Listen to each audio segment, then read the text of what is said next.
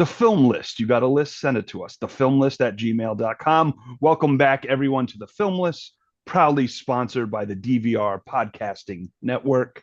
We're here. I'm Heath Solo to count down my 1,000 favorite films of all time.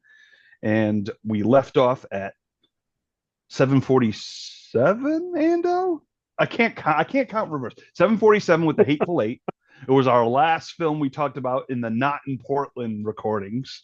Uh, so this is our first one, Ando. I know it comes out at weird times, but the first one we've done since what, September? Yeah, since the beginning of September. Wow. So yeah, so we've had about 2 months That's crazy. hiatus. Yes. What the Well, we hell are have, we doing? it's something we got to have our recharge time in between seasons too. So this will just be Yeah, the we next definitely season. do. Yeah, this is kind of like the new season because then we go crazy till Portland Yeah. next year, and then we take a 2 month break. So, Yeah, that's exactly um, right. And but we're right at the quarter mark pretty much, just over a quarter of the way done now. So yeah, that was a good time to take a break. Now we can dive yeah, right back in. dive right back in. And remember, you can go to dvrpodcast.com, check out everything we're covering right now. Me, Ando, and Axel are covering the latest season of Mayor of Kingstown on Paramount Plus. We'll also do Around the Couch, our football pod, and it's new and improved this year, Ando. It's faster, it's produced, it's Yes. it's got all the bells and whistles just in a lesser time. We're not doing There's our 3 hour pod. actual pre-production put into it. I think it Yes. shows. So It's amazing when you actually think I about the I pod know. before doing it. Shocking. Yeah. And then if you love what we do and you want exclusive pods, ad free, etc., you can go to patreon.com/DVR for a couple bucks a month. You can become a patron, become part of our community, get the early stuff, get the exclusive stuff, the random podcast at an oil change facility or, at a Lego store, whatever. We've been known to pod from everywhere. So, all right. I think So you the were in a car film, wash one time, weren't you? yeah, it's a car wash and an oil An oil change. Yeah, change, yes, both yes. of them. I think actually, you're right. I think it Everyone was can both hear of them how much Solo springs for the for the extended warranty extras. stuff and the extra Yeah, perks. yeah. Yeah, Oh boy, they get me every time. those pods are great. They're a lot of fun. Yeah, they're fun. They're off the cuff and in the car, and Yes. um, I guess surprised I haven't gotten in any accidents. Knock on wood. Uh, So, like I said, we left off at 747, not the plane, but with The Hateful Eight was the first Tarantino movie to make the list, and Yes. every Tarantino movie will be on this list. So that is a gimme. Um, Ando, I'm looking forward to figuring out when we do this again, this set of 10, Hmm. what the theme is, if any, and then certain actors or in multiple movies. That's one of the favorite things I love Yep. about counting down these because I do it the list random. I don't think about what movies next to what. Now, occasionally I'll be like, because it's tough when you put a movie in and then two later is like an Oscar winner, and you're like, how? But it's my favorite films, as I always say. But sometimes I'll be like, I Let's- can't put that in this pod with that. Like I'm starting to do that a little bit, but Well, when we normally I don't. like 20 minutes ago before we were starting, my wife was asking me what we were talking about tonight, and I gave her the list of the films, and she's like, "You're talking about that movie and that movie on the same podcast? What the hell are you guys doing?" Hey, So, it's yeah. there's no, it's all the films, And and it's it's and it's perfect. And there is a couple. I don't know for sure, but I know there's a couple connections with some of these films that are, I mean, pretty obvious ones when I was putting the notes together. But it'll right, be fun to right. see the actual what kind of themes come out of this one. Yeah, because you know how this list, it's reworking it. It's so this one I did make a switch There was pre a I few think there switches was in this. a couple switches, yeah, because the first switch you made was like a month and a half, 2 months ago, and you Right. moved And two then out, and then another one we just did recently. recently. Yes, Yeah, yeah. So yeah, all right, here we go, Ando. Number 746. I almost forgot how to run this damn show. I know. I Um, gotta have to think a little bit more tonight because we're a little rusty. yeah. So a robot malfunction creates havoc and terror for unexpected vacationers at a futuristic adult-themed amusement park. That sounds great. They should do a series I as know. well. Yeah. The the film Westworld. It had a limited release August 17th, 1973, and a full release November 21st, 1973. Made 3 million on a budget of 1.2 million. The films were released much differently back then, so it's Yeah. a weird release schedule. Written and directed by Michael Crichton. It's the second Michael Crichton film to make the film list. Coma was at Uh, 971, a long time ago now. well, that's a long time ago. Starring Richard Benjamin as Peter Martin, James Brolin as John Blaine, Yul Brynner as the gunslinger, Alan Oppenheimer as chief supervisor. That name should be familiar because he was the voice of Skeletor and Man-at-Arms in the original He-Man and the Masters of the Oh, Universe cartoon. so he didn't do anything about a nuclear bomb. No. No, there wasn't. Yeah, that'll be Not I think we'll Oppenheimer. talk about that guy later, I think. Like much Yeah, later. we will. Uh Dick Van Patten as banker, Majel Barrett as Miss Carey. Majel Barrett also very famous for her voice work. She's the voice of the computer on Star Trek and Star Trek The Next Generation. She was also Nurse Oh, Chapel in Star Trek The Motion Picture and Mrs. Gene Roddenberry, the creator of Star Trek. that's right. Yeah. So Oh, Westworld Solo, the movie. all right. So I came to this movie late, and so I watched it after the first season of Westworld. The show came out. Same here. So then I was like, you know what? I've never seen the movie. I want to watch it. And I watched the movie, and I was actually really impressed. I was like, this has a lot of elements of the show. Hmm. I mean, this came first, of course, but I was just like, I was kind of impressed. I was like, 1973, this actually worked for me. It's got that retro 70s feel. Hmm. Yul Brenner, I mean, he's great. It's good to see a young Jim Brolin Yes. in action. And of course, Dick Van Patten from Eight is Enough, uh, famously. Uh-huh. Um, but yeah, no, I really enjoyed the film. And coming off the first season of Westworld, I was definitely more geared up for it. Hmm. So when I watched it, I was like, "Whoa!" And because I just bought the Blu-ray, as you know, I have not seen Future World yet. I don't know how good that one is, but I'm eventually going to see it. It's not as I've seen it. It's not as good as what this is, but Yeah, it's still worth watching. And there is another Westworld series too that came out in the 80s called Beyond Westworld. It was a TV show that didn't last that's very long. right. That's 1980. right. I've never seen that at all. I'd Oh forgotten wow. that it had even come out, but yeah, this is one of those this I put this in the same category as the Ocean's 11 film we talked about. This was a film that cries for a remake because the ideas in this are so cool Yeah. and like some of the tech in this one doesn't quite I mean, there is actually some computer imaging in this, like the vision of the gunslinger is done by a computer, which is like one of the first times to ever have a computer generated image. But Right. the tech just isn't quite as good for what the story needs. But the story is still there, and I really like it. Yeah. It's fun. That's what it is. The story just really like. I mean, the whole concept of amusement park worlds. I mean, Hmm. most people know what Westworld is, but it's just like you're an adult, you're rich, you go and you can basically have this. Remember, it was the old fantasy baseball camp was a big Uh-huh. deal in like the 80s and 90s, I think. I think it's still going on too. Does it still go on? Yeah, Where you can, I thought yeah, about getting my dad for Twins fantasy baseball camp, but it was like 2 grand or something. I'm like, it's it's a little more than expensive. I can swing. Yeah. When I was 25, when I was still playing, I was playing in the softball league. My buddy Vince did the Dodgers one every year, Oh, and I was thinking, nice. I was contemplating, I wanted to do an Angels one. Uh-huh. Um, and I wanted to do it, but I was just like, no, this is like would be my vacation for the year at Yeah. that time. I Yeah. was like, yeah, I don't know, but I don't know, but yeah, no, I mean, again, I love this whole concept. I love movies from the 70s, though if they're dated a little bit, I'd let it go Well, at and times just because. it still has that that 70s feel too, where it's a lot of or even 60s, like the very not many camera moves, kind of the Right. stilted look, and very much it feels that way, and it feels like it's on sets. I mean, one of the cool things the Westworld set was actually used in Blazing Saddles right after this, the same Oh, set. A lot really? of it was used in Blazing Saddles, which I thought was kind of fun. But That is yeah, cool.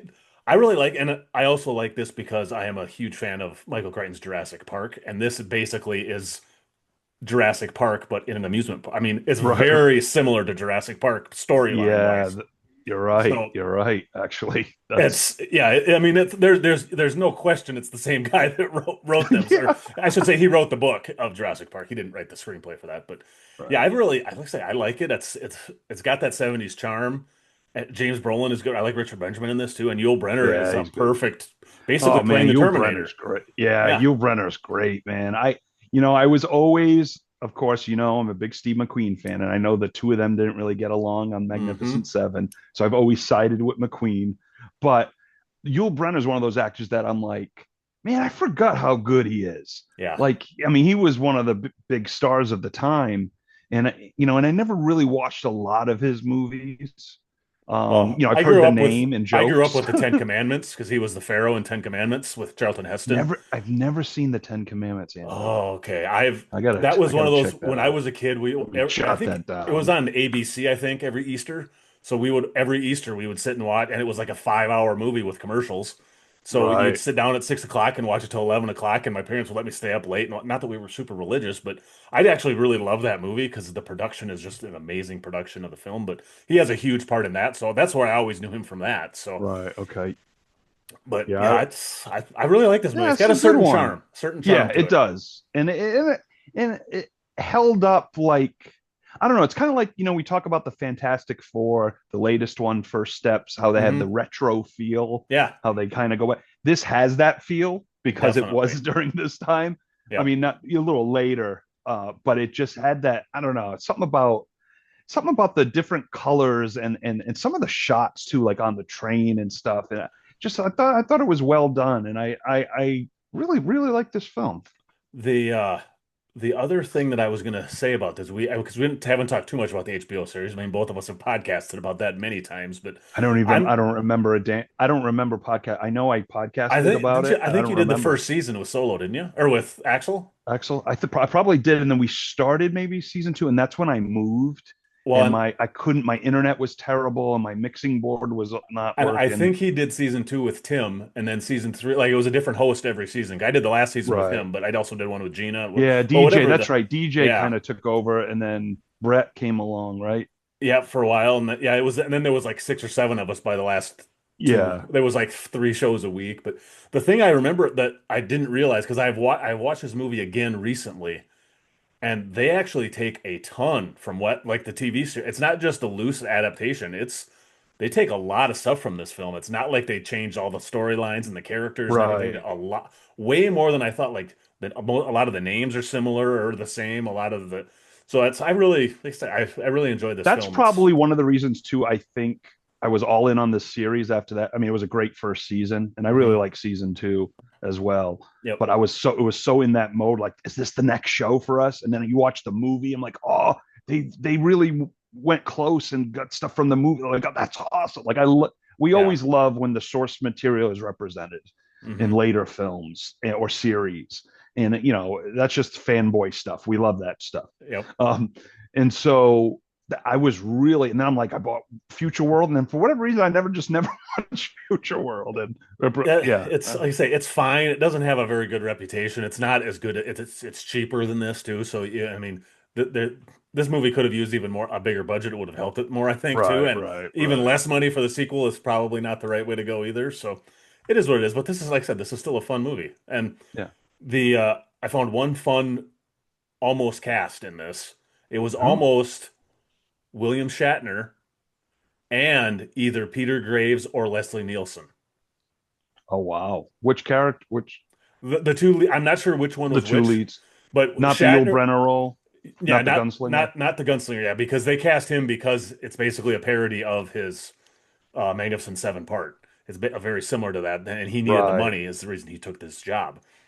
So yeah, Ah, the two guys that come, the Brolin and whoever I can't think the of the other actors' name. Brolin, the Yeah, James Benjamin. Brolin and Benjamin, those two Yeah, Richard roles. Benjamin. Yeah, Yeah, Peter it Martin and was John Blaine. yeah, it was almost William Shatner in one part, and then the other part would have been Peter Graves or Leslie Nielsen.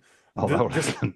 and the weird thing is, it's before Shatner and Leslie Nielsen and Graves were doing comedy stuff. So it Well, was back yeah, when they that's were the serious thing. actors. Yeah, a lot of people forget Leslie Nielsen because he is so known for Naked Gun. I Yeah, mean, Yeah. Everyone, when you think Leslie Nielsen, you don't think Forbidden Planet. Yeah, or You don't think it's Airplane serious. for Peter Graves Well, and for both Airplane, of them yeah, too. So both of and them for Airplane. yeah. Actually, Airplane before Naked Gun. You're right. hmm Yeah, I mean, Naked Gun is a film near and dear to my heart. So I always think Leslie Nielsen, I think of Naked Gun. So I'm totally with you there. Yeah, But but I always forget he's a big part of yeah, Airplane because I love yeah. Airplane too. hmm But Naked Gun, I like a little more. Yeah. Like a little I more. It's got I think baseball in it. it's a controversial take, but I think I like that. I think I like the Naked Gun better than Airplane too.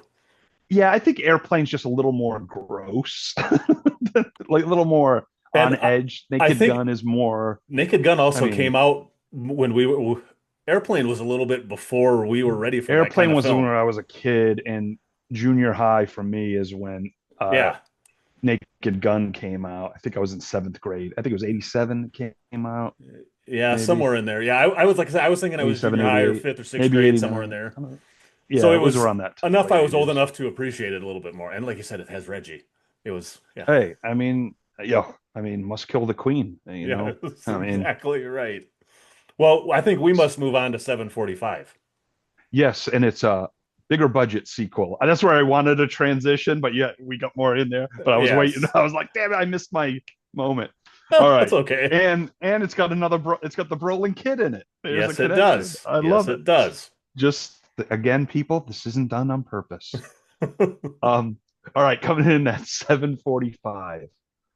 Foul mouthed mutant mercenary Wade Wilson, aka Deadpool, assembles a team of fellow mutant rogues to protect a young boy with abilities from the brutal time traveling cyborg Cable. Deadpool 2 at 7:45.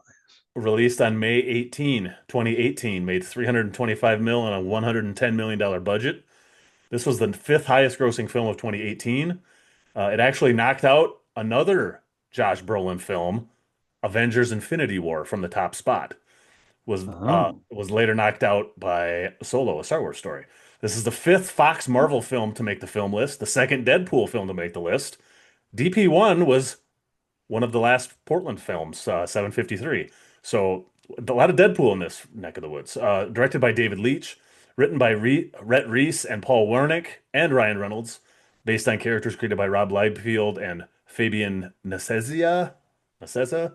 Sounds Apologies, good to me. Fabian. Yeah, uh, film list apologies across the board this whole podcast. Ryan, starring Ryan Reynolds as Wade Wilson, Josh The Vikings Brolin. quarterback and Cowboys coach. Yeah, no, right. Yeah, Ryan Reynolds starred as Wade Wilson in the biopic. Yeah, that's what he should be doing. The That's Wade what he Wilson should be doing. biopic. Yeah, Like a Lifetime movie that only is shown in Minnesota, maybe Texas area, but yes. maybe Oregon. I don't know. Josh Brolin as Cable, Morena Baccarin as Vanessa, Julian Dennison as Fire Fist, Zazie Beetz as Domino, T.J. Miller as Weasel, Leslie Uggams as Blind Al, Karen Sony as Dopinder. I kind of went crazy on the cast here. Nicholas Holt as Beast, Hugh Jackman as Wolverine, James McAvoy as Charles Xavier, Terry Crews as Bedlam, Rob Delaney as Peter, Bill Skarsgård as Zeitgeist, Blink and You Miss Him, Matt Damon as Redneck Number Two, and in Blink even faster because Brad Pitt vanishes as playing the Vanisher like in a split second. So Solo, Deadpool 2. All right.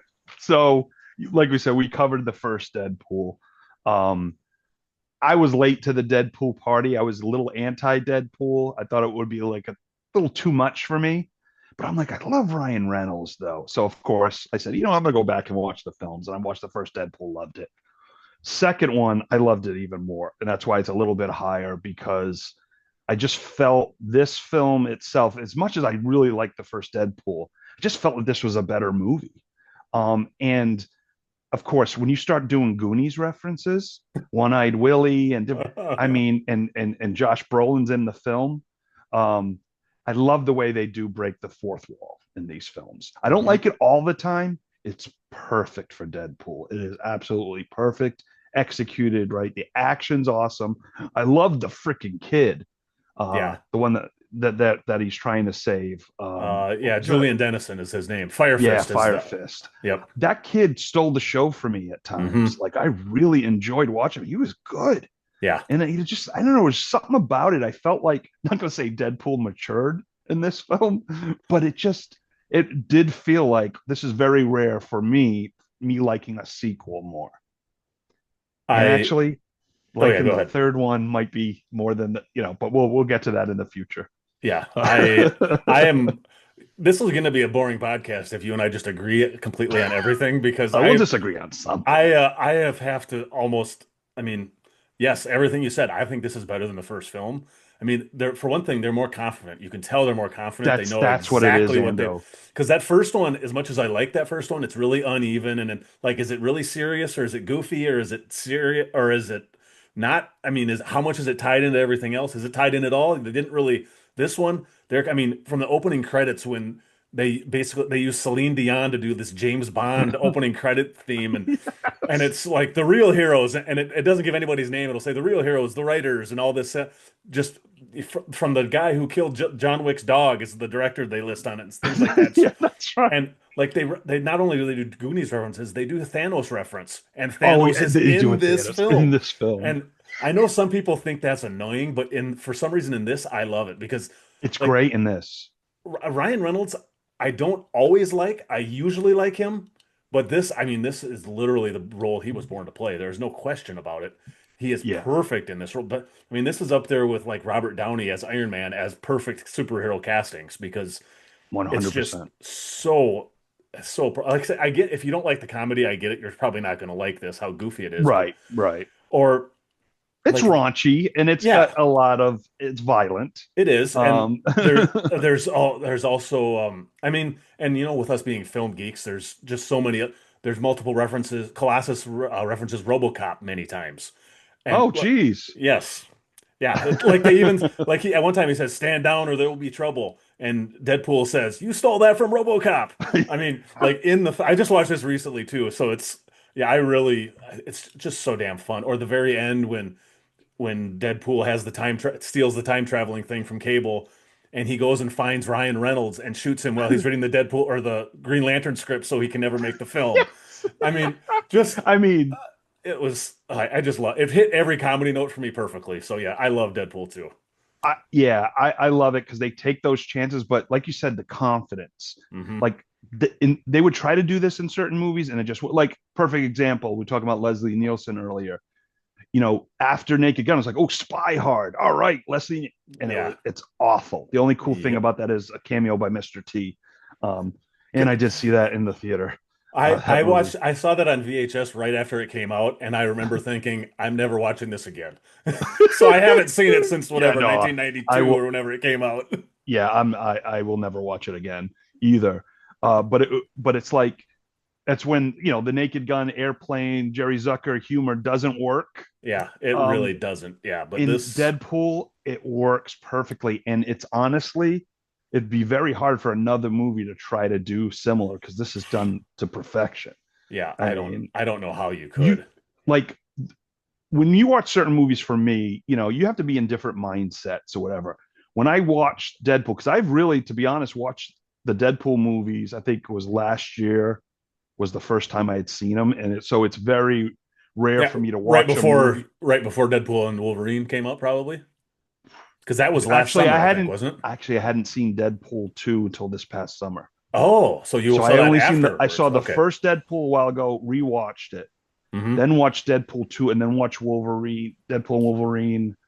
Oh no, okay, maybe the spring, and then Deadpool Wolverine was in the summer. Yeah, yeah, yeah. Okay. So it's within a year. Yeah. And for these movies to make it this high, because I kind of knew, I knew I was gonna like them.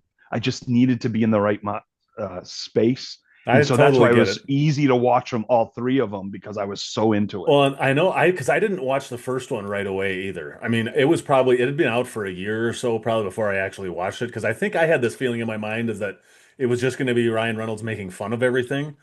But this is one of those rare films. They don't happen very often where they're parodying something and they're paying homage to it, and it becomes one of them as well. Like the best one I can think of, Right? I don't know if you've ever seen Galaxy Quest with Sigourney Weaver and Tim Yeah, Allen. yeah, yeah. That I think does a very similar thing for Star Trek, where it's really funny, it's making fun of Star Trek, but at the same time, it's celebrating it, and it actually becomes almost a Star Trek film at the same time. Where Right. this is making fun of superhero movies, it loves superhero movies, and it becomes a good superhero movie, I think, all at the same time, which is That's a great insanely way to hard to put do. it.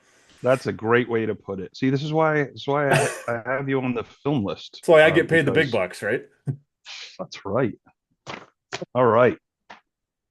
Number 744, Ando. Unless you have any last No, well, I'm rights sure to we'll give talk me. Deadpool again at some point in the future. We So will. We will. And we can, yes, anything we forgot, we can. yes. Oh, I did want to say with Deadpool 2, who's the character? God, I can't remember. That is just lucky. Is her Yeah, Zazie Beetz, Domino. Zazie? She I was in Joker loved with, her. yeah. She's the girlfriend in Joker Oh too. yes, Yes. I freaking loved her. She stole the screen from me too. And Yeah. some of those shots, like when she's jumping and going right into the truck or whatever, and how she's lucky. That ain't a superpower. Yeah. That And she they is have the awesome in disagreement in the this. auditions. I was reading something when I was doing some note taking for this. I was reading something, and I think I want to say Ryan Reynolds said that they actually wrote more things for her while they were filming because she was so great, and they're like, "Wow, we need to get her in this more." Yeah, And that's smart. I think and just because I happen to be looking at the cast list, my only small thing I don't didn't like about this is that they cut back a lot of his team from the first one. They cut like Morena Baccarin isn't barely in this one, and Yeah, some of the Dopinder, the guy that plays Dopinder, I loved those guys from the first one, and they're not completely out of this one, but they cut them way back, which I get why they did it. It's just a little disappointing. It doesn't really ding the film for me. It's just disappointing because I did really like Marina Baccarin in the first one, but I get why yeah, they didn't because I mean for the story they wanted to tell it, it wouldn't have right. worked. So yeah, but otherwise, big fan of Deadpool too. Yeah, no, that's a good one. All right, coming in at 74, an oldie but goodie, or shitty. I don't know, but no, we'll talk about It's crazy that it's oldie because when I looked this up and said that it came out in it. 2001, I know. I couldn't believe it. Well, Los Angeles police officer Brian O'Connor must decide where his loyalty really lies when he becomes enamored with the street racing world. He has been sent undercover to end it. I almost sound like William Shatner now. Yes. That didn't sound right. That summary I got there, I don't think was a very good Becomes summary. enamored with the street racing world. He has been sent undercover to end it. Yeah, that didn't make sense. No. Oh, Well, we okay. all know what it is now, anyways. Yeah. It's the Fast and the Furious, the first one. Released on June 24, 2001, made 145 mil on a $38 million budget. Directed by Rob Cohen. It's Rob's third film to make the film list. Oh, I mean, screw Martin Scorsese and Steven Spielberg. We got Rob Cohen. that's right, The baby. Skulls was at 827 and Triple X was at 937. Written by Gary Scott Thompson and Eric Berquist and David Ayer, based on the Yeah. article Racer X by Ken Lee, starring Paul Walker as Brian O'Connor, Vin Diesel as Dominic Toretto, Michelle Rodriguez as Letty, Jordana Brewster as Mia Toretto, Ted Levine as Sergeant Tanner, and Ja Rule as Edwin. Fast and the Furious. I didn't get a chance to rewatch this. It's been a long time since I've seen this film. So Fast and the Furious. Yeah. So this isn't normally my type of movie. I think I was around 26 when this came out, but and what bugged me in the trailer, there's a scene where Michelle Rodriguez is like at a car and she turns around and that's the shot they put in the trailer. And Hmm. it was so weird to me. I'm like, what is this? Really? Vin Diesel and but then I was like, yeah, but I kind of like Vin Diesel and Paul Walker. And I'm like, you know what? Again, this was during the time where I was getting out of my film school criticism and Uh-huh. just enjoying a damn film. Uh-huh. Because Armageddon is that was my movie that I was so mad at because everyone loved it and I was like, this is not a serious movie. The joke, and I had to. That's where that movie got me out of my headspace. Was like, just it is. That's you used to love movies like this. Why are you being so critical now? Well, I just 4 years of film school. So anyway, so the Fast and the Furious. This is one I did see in the theater in Burbank, and I really liked it. But I've liked it more with time. It's a huge franchise now. Not every film is great. I think they really come back with Fast Four and Five, and the six gets a little, and I don't think I still haven't seen the Paul Walker one where he passed away during filming and they I had to I shoot think that's seven, I think. seven. So I've only seen Or eight. six. Yeah. Okay. Yeah, it's seven or eight. And then they do Hobbs and Shaw, and then nine and 10, I guess, is the Yep. franchise. But Well, we're talking about this movie, but the franchise knows what it is, and they up the stakes every movie. It's fun. They bring The Rock on. I mean, it's just like they go all out, and it's kind of like one of those. I do think this film, it's not the best film, but I think it's really good with the concept, and even like with the ending. Like, what is he gonna do? What is O'Connor gonna do? Is that his name, O'Connor? O'Connor, Brian yep. O'Connor. Yeah, Brian. just the stuff with Vin Diesel. And Vin Diesel's the bad guy, but he's cool, and you root for him. And then he's such a geek, Hmm. kind of undercover fish out of water. He's Hmm. like, I almost had you, like when he said that, and it was like, what? You got dusted. It just it was fun, and it. Michelle Rodriguez was coming off Girl Fight and her making her way Yeah, on, and of this was course one of Vin her Diesel, first big things, I think. I big, mean, yeah. after Girl Fight, but that wasn't a huge hit. That just kind of got her on the radar. That got her, yeah, because she did SWAT. I don't know if SWAT. I think was after this. Yeah, I I think think that's so more too. There was a lot of overdue. those action adult action type things kind of in that early 2000 range that In a whole that bunch of early them. 2000s. Yeah, and I mean 2001 was a great year for movies. Hmm. A lot of my favorite films come from there. But I just like the concept. I love the undercover cop, and he falls in love with the sister. It's got And your typical tropes, but I'm it's a good surprised time. I'm surprised you haven't mentioned the movie that I always think of when I think of this, and it's Point Break, because this movie really is Point Break It is Point on Break cars. to a T. And Yes, I this it's hard for me to separate this from the rest of the especially the later films because in this series because this is a very different film than where this series ends up going 100%. because like you've got all these DEA guys, you've got explode giant this is a car movie, way more into car chases and Yep. much more not calling this movie realistic, but it's much more realistic than those later films Well, are. yeah. Then it gets I mean, this is for that shit crazy, but pardon the pun, this is more street level. This isn't a global espionage James Bond Born Identity type situation that some of the later films get into. So I remember being very, very, very skeptical of this going into it because I was like, yeah. I don't really, I'm like, car movies aren't really my thing, whatever. And a good friend of mine who passed away a few years ago was a huge movie guy with me. And he also was a huge car guy. He was one of those guys that he bought like a big Suburban and ripped out all the back seats and just put giant subwoofers and speakers. Like I you know literally, guys like yeah, you that. literally, and he's actually the same one when I was talking before the show about guy he had his screen hooked up to the Netflix so you could watch Oh, movies and like that's our. it's the Oh same man, guy, same guy. I love this dude. I Yes, mean, rest in so peace, brother. But yeah, yeah, it would have been nice that's to. the but like I could hear him a mile away from my house because the booming was so loud coming. Like I think his license plate even said "I be too loud." He had personalized plates made up. I mean, awesome Oh, guy. of You would course have he loved this did. guy. Yes. Yeah, I would have. I would have. But like he obsessed about this and this franchise, and he's like, "Dude, just watch it. Just watch it. Just." I'm like, Right. "Okay, fine, I'll watch it." And I went over to his like he was a bachelor till the day he died, so he always had the nicest AV stuff, always had the nicest sound system and everything. So went and watched it at his house and it freaking I ended up loving this film. Yes, Yeah. it's silly and it's a little corny and it's the for the family and all that stuff. Yes, Yeah. it's Yeah. over the top and it's easy to make fun of, but I really had a lot of fun with this film and it's a fun film. Fun That's a action good movie. one. I like it. I think it stands the test of time. I mean, the other films may get more explosions, more crazy action, maybe, but this Hmm. one does have the story there about the family and just that whole dynamic. And also too, when I first watched this, it was right around the time I was doing my deep dive into Steve McQueen movies. Steve Hmm. McQueen's a big Cars guy, of course, Yep. Bullet, but you know, Yes. just to say one in Le Mans and like I was kind of again talking about being in the mood for a movie like this, but it had Hmm. young people like me in it, and Yeah. and I was like, oh, I love this Vin Diesel guy, like from Private Ryan, and Uh-huh. and so it was like kind of like, and I'm like, oh, Paul Walker, Varsity Blues, oh, now he's becoming kind of a stud, Yeah. um, so it was like, and there were characters you can like, they're not Hmm.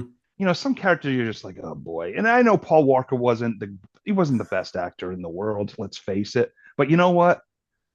He kind of has the Keanu Well, esque. he has a screen presence, and you're right. Yeah, He does. I mean, he is Keanu in this film. I mean, there's a yeah, reason that I mean, Vin You know Diesel, what's I mean, funny? yeah, it's I'm not gonna sound like I know everything because I don't.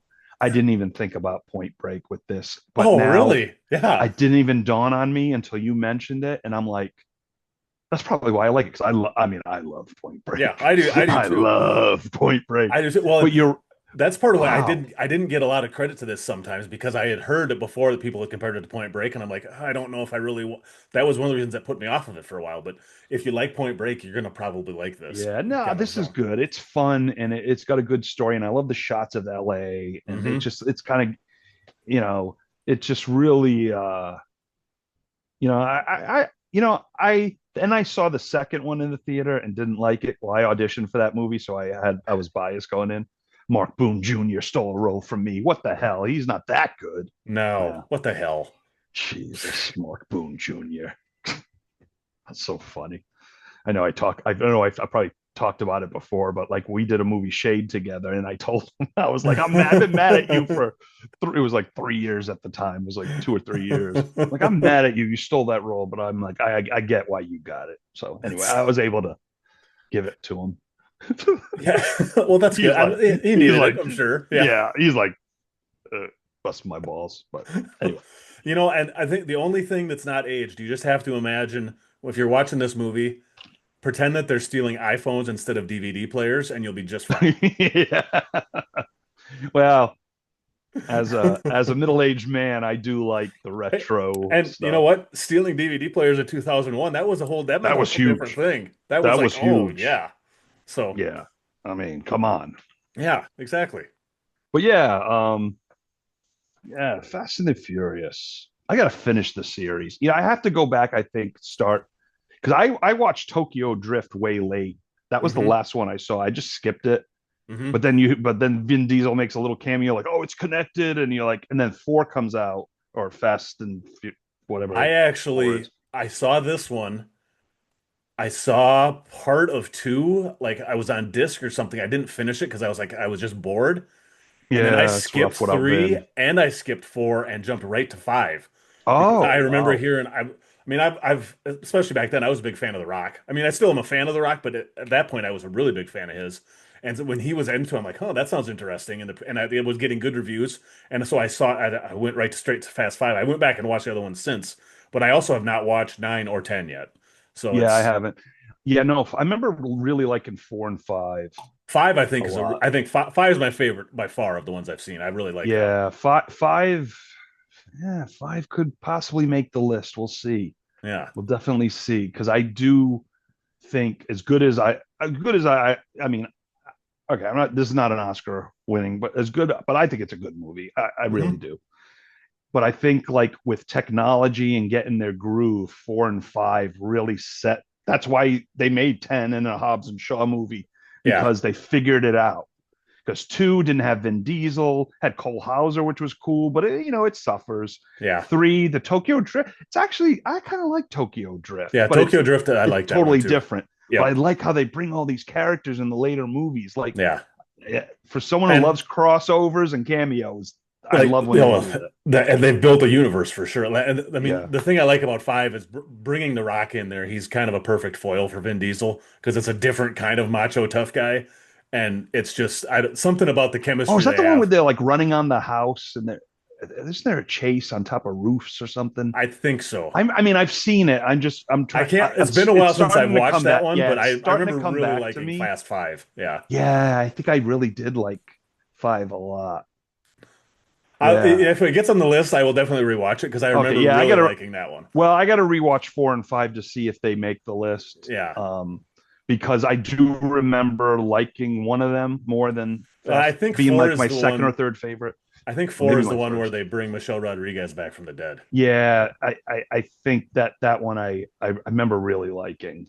Is four or five? What's the one where they're driving and they go into like the tunnels? I think that's four. I'm Okay. almost positive that's All right. four. I gotta watch both of them and see which one is best because this is definitely probably number two of the franchise for me. And Hmm. I think four or five is one. I just gotta figure out which one. Yeah. Well, we got time to go back to the Fast and Furious at some point. We do because this list is forever involving. But Maybe, as we're maybe we should. driving, Yeah. Oh, I yeah. know Go you're right. ahead. I think No, we're gonna no, do the you do same please. transition. You do it. I was just gonna say maybe we should go from cars. Maybe we should take to the air a little bit. Planes, trains, and automobiles will be higher on the list, but Oh this film, yes. this film, this film, I'm excited to talk about. So coming in at 743, communist radicals led by Ivan Kushanoff hijack Air Force One with U.S. President James Marshall and his family on board. Get off my plane, Air Force One. We have to close the podcast tonight by you yelling, "Get off my podcast." Get off my podcast. All right. Remind me. Opened July 25th, 1997, made 173 on an $85 million budget. Opened at number one, replaced Men in Black as a top film. It was the number five film of 1997, directed by Wolfgang Peterson. It's his second film to make the film list. Shattered was at 775, written by Andrew W. Marlowe, starring Harrison Ford as President James Marshall, Gary Oldman as Ivan Korshunov, Glenn Close as VP Catherine Bennett, William H. Macy as Oh, Major Caldwell, Dean Stockwell as Defense Secretary Walter Dean, Jurgen Prochnow as General Alexander Radek, and Philip Baker Hall as U.S. Attorney General Ward. Air Force and One. and I just got to say, awards. We have Oscar Oh, nominations yes, for we this one. do. Best sound and best editing. It's been a while. Yes, Wow, and no. there probably was a shot to win something, but that was the Titanic sweep that year. So Titanic Yeah. wiped out everything that year. So Yeah. So Air Force One, this I saw in the theater in Pennsylvania before I moved to California. It was like literally a week or two before I moved.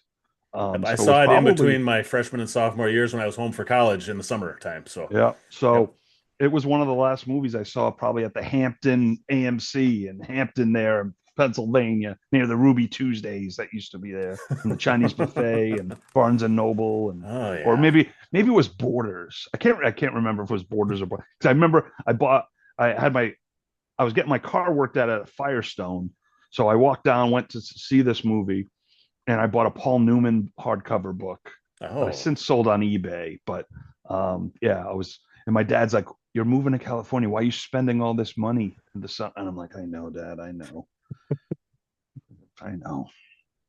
So I've never love had this. that conversation with my dad. I don't know what you're talking about. Yeah, I know. Yeah.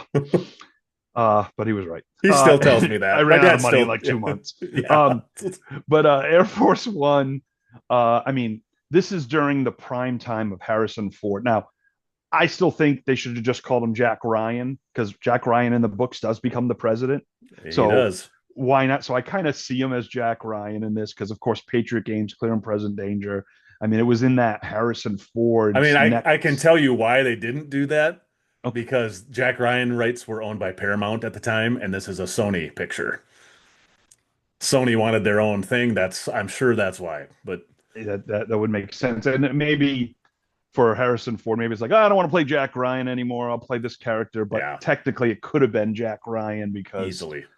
easily. But it's Harrison Ford, man. It's freaking Gary Oldman, Bill Macy. Not too long after this movie came out, I served him a drink where I worked when I first started bartending. And he also Uh, had Boogie Nights later this same year came out. So a big year wow, for Bill William H. Macy. Macy. Yeah.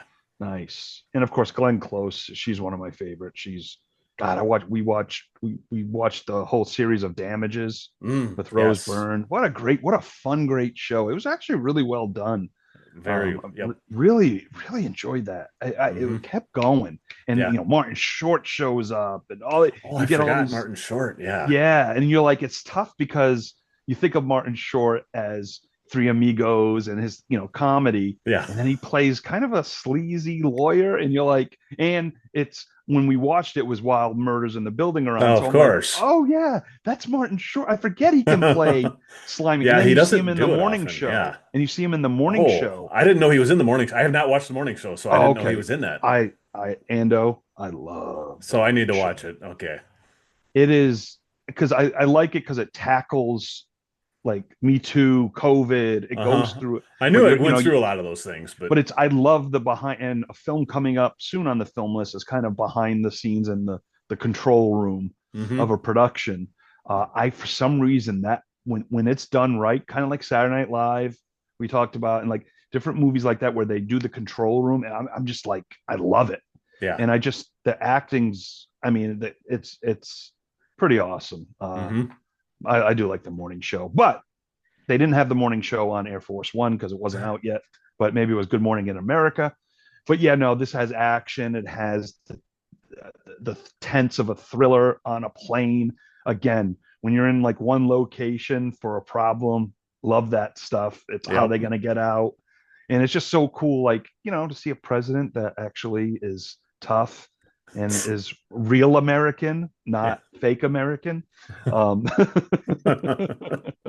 That was for you, Axel. But no, but seriously, it's just like I mean, if Harrison Ford was our president, I mean, maybe not Harrison Ford, but a Harrison Ford type, it'd be like, yeah, man, John Wayne, because he's kind of Yeah. like reminds me of John Wayne a little bit in this Yeah. movie. Oh, for But sure. just that rebel, it just, but it's great. It's a great film. It's Get Off My Plane. I mean, when that saw that in the trailer, you're like, and then of course Gary Oldman, as we know. Well, I'm pretty sure that what did this movie make? 173 million. I'm pretty sure that line in the trailer when he said "get off my plane" is responsible for like 150 million of that. 100%. I mean, that sold everything. That was, I mean, it was, oh, yeah. There's really, I watched this about a week ago. First time I've seen it probably since 1998, 1999. I remember really loving it. I had the DVD that I'd never watched. Mm-hmm. So I actually threw an old school DVD on to watch this. Nice, Ando. It And was you brought yourself to 1997. yes, I all the way back. Yeah. And I still liked it. I didn't like it as much as I used to, but it definitely fits in that same late 90s, early 2000s action film that we've done a ton of. And I Right, think right. this one, just with the Harrison Ford superstar thing, pushed it to a higher level than everything else did. I mean, because it's still really good. The funny thing is, I remembered two things from this movie. One that I remembered, this is where I first learned that Air Force One is not actually a plane. It's whatever plane that the president is on. It does, not necessarily specifically one plane Right, always. right, So anything, right. because they when he gets transferred to a different plane, they're like, he's now on Air Force One. Kind of, I remember that, and I remember the special effects at the end of this thing just being laughable when the plane Yeah, crashes into the water. It's so, and I'm like, so I was waiting on movie. yeah. I'm like, I gotta see this, and yeah, it's not. They should just spend a couple $100,000 and fix that. Maybe they have on the new releases, And but this is why this is in the 400s for me. yeah, You know what I mean? Like there's those certain little things that one over thing, time you're like, but and it gave me the rush in yes. 97, Oh yeah. I That's remember why. walking. I remember walking out of the theater being energized and just this is amazing. And one other thing I noticed about this film that I don't we don't see very often now, and I hadn't realized it till I was watching this. And a lot of films back this then had this too. The ending is very abrupt. Like the family is saved, and then it's bang, cut to credits. There's not Right, like a right. 5 or 10 minute post log and epilogue and all this stuff, and it's just a quick.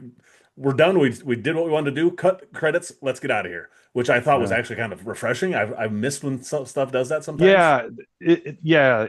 Sometimes I want it and Yeah, sometimes I don't. But like when they do it, sometimes I'm like, all right, that's all we need. for something like this, it was perfect. I don't need to Yeah, see you him don't going to the need hospital and reconnecting and having a postmortem with the VP and all this. I don't need to see all that stuff. That's not what no, I'm here. no, That's not what this no. movie is. So, No, we wanted to see them survive this hijack, and yes. that's all we needed. We got Yes. all the character stuff as we went along. hmm So So get yeah, off my another plane. fun movie. So yeah. Well, if you're flying Air Force One and you want to go to space, you would probably need to change Yeah. planes. We I'm may need to thinking. go even or are you gonna go even higher on this next one? That's, Maybe we we should went go from the cars to the plane maybe to a we should spaceship. boldly go where no man has gone before. All right, let's do it. Coming in at 742. I feel like I'm naming off plane numbers. Um, with the help of long presumed dead Captain Kirk, Captain Picard must stop a deranged scientist willing to murder a planetary scale in order to enter a space matrix. The film Star Trek Generations. Released on November 18th, 1994, made 76 million on a $35 million budget. Opened at number one, taking out Interview with the Vampire. Directed by David Carson, written by Ronald D. Moore and Brannon Braga. This is the seventh Star Trek film, the first film featuring the Next Generation cast, and the first Star Trek film that we've talked about on the film list. Starring Patrick Stewart Oh, as Jean-Luc Picard, Jonathan Frakes as William Riker, Brent Spiner as Data, LeVar Burton as Geordie LaForge, Michael Dorn as Worf, Gates McFadden as Dr. Beverly Crusher, Marina Sirtis as Deanna Troi, Malcolm McDowell as Soren, Alan mm. Ruck, I don't know why it says Ruckman on my, must have auto-corrected, as Captain Alan Ruck. But you were thinking of Alan Rickman. Yeah. Oh, you're right. Cameron Isn't from that Ferris Alan? Bueller's Day Off. It's Alan Ruck. Oh, Is it's who it's not supposed to Alan be. Rickman? No. Well, yeah, Alan Rickman is a different actor. No, I know, but Yeah, it's no, not it's Alan it. Rickman. This is Alan Ruck from the Cameron from That's right. Fast Times, or Let not Fast my Times from Ferris Bueller. Cameron Yes, go. as Captain Harriman, James Doohan as James Montgomery Scott, Walter Koenig as Pavel Chekhov, and William Shatner as James T. Kirk. Star All Trek right. Generation solo. So I have an interesting relationship with this film. So, of course, growing up, my dad loved Star Trek. I love Star Trek, the original series, Star Trek Generations. I watched probably the first few seasons. And then as I got into high school, I kind of stopped watching Star Trek. I know Deep Space Nine came out and then Voyager and and everything. But I always loved the original series the best for me. That was, Spock, Kirk, Scotty, the crew. And so I remember going into I first saw this movie. I didn't see it in the theater. I think I rented it uh in the 90s there once summer I was home or something. And I remember watching it and be like, oh, this is awesome. This is going to be Picard and Kirk on screen together. This is the transition. And I remember watching it and being like, it was all right. It was all right. It didn't give me that what I thought. So I really wanted to like this film. So I think I saw bits and pieces of it later on, and I was like, maybe I should give this a shot. So recently, this past year, me and my wife had never seen the Star Trek movie, so we did all the movies. We watched them all. I bought them all, watched them all. I loved having the text when you were going through and Oh, watching them all. it was so much fun. Oh my God, revisit. Because I mean, I remember, like, I didn't remember three. Three wasn't as good as I remember. I mean, as a kid, I liked it, Yeah, but of you know, course. And then, of course, Wrath of Khan is a great. I love Star Trek: The Motion Picture way more now Yep. as a film. I know it wasn't like a Star Trek. I understand why it didn't do well because it was special effects and it wasn't your dad's Star It's Trek. aged. It's aged very well, But I it's think. as a film, it's Yeah. aged amazingly well, Yep. and that's one of my favorites. Generations. So when I watched Generations, I was like, I don't remember a lot of this movie. There's some good stuff here. Like even like some of the fight scenes and stuff, and Kirk actually doing some moves. Like I was like, this is great. And of course, Jean-Luc, and I love the Generation. I mean that's one of the best assembled. I mean, I always liked the original, but Generation's a damn good. That Like cat. that cast is For me, awesome. I'm a big Star Trek guy, and for me, that's the best cast of all the Star Yeah, Treks to this point. it's pretty awesome. Now, I don't love the movies as much, the Generations movies as much. Hmm. Um, and it was just, it was tough. But this one, I freaking love this one. And I was like, I don't know what head. I think I was in that '90s Tarantino headspace where I didn't like much sci-fi in part of the '90s as much Hmm. as I loved the dramas and all that kind of stuff. So it was nice to get back to the world of Star Trek because I've always liked it, but I've appreciated it a lot more in the last year. And now I'm excited to go back and go watch these series at some point because I mean, even the Strange New World stuff like that now, but Oh, I which is never a really, great. Strange New Worlds is great. I definitely want to see that, and I definitely want to go back to Deep Space Nine because I'm a big Avery Brooks guy, Hmm. Spencer for Hire. He's So amazing in that show too. and then eventually, I think probably when I'm 80, I'll do Generation and just sit for hours. But no, but it's like it got, you go through those things and then you get caught. But like when we were watching these movies, I mean, I bought the original series on Blu-ray. I almost bought Generation, and I knew it would Hmm. sit on my shelf for 10 years if I bought it. I'm like, it'll be there, or I can watch it if you know. So I don't know. I just something about Picard and Kirk on screen together. It was a big moment. I don't know how big it was in '94.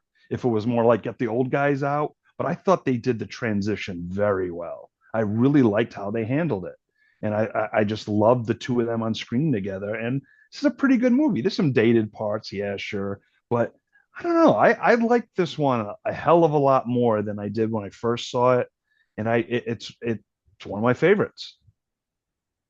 I You have hate a it? Or I you have a no, I different? don't hate it. I have a very complex relationship with this Okay, film. okay, okay.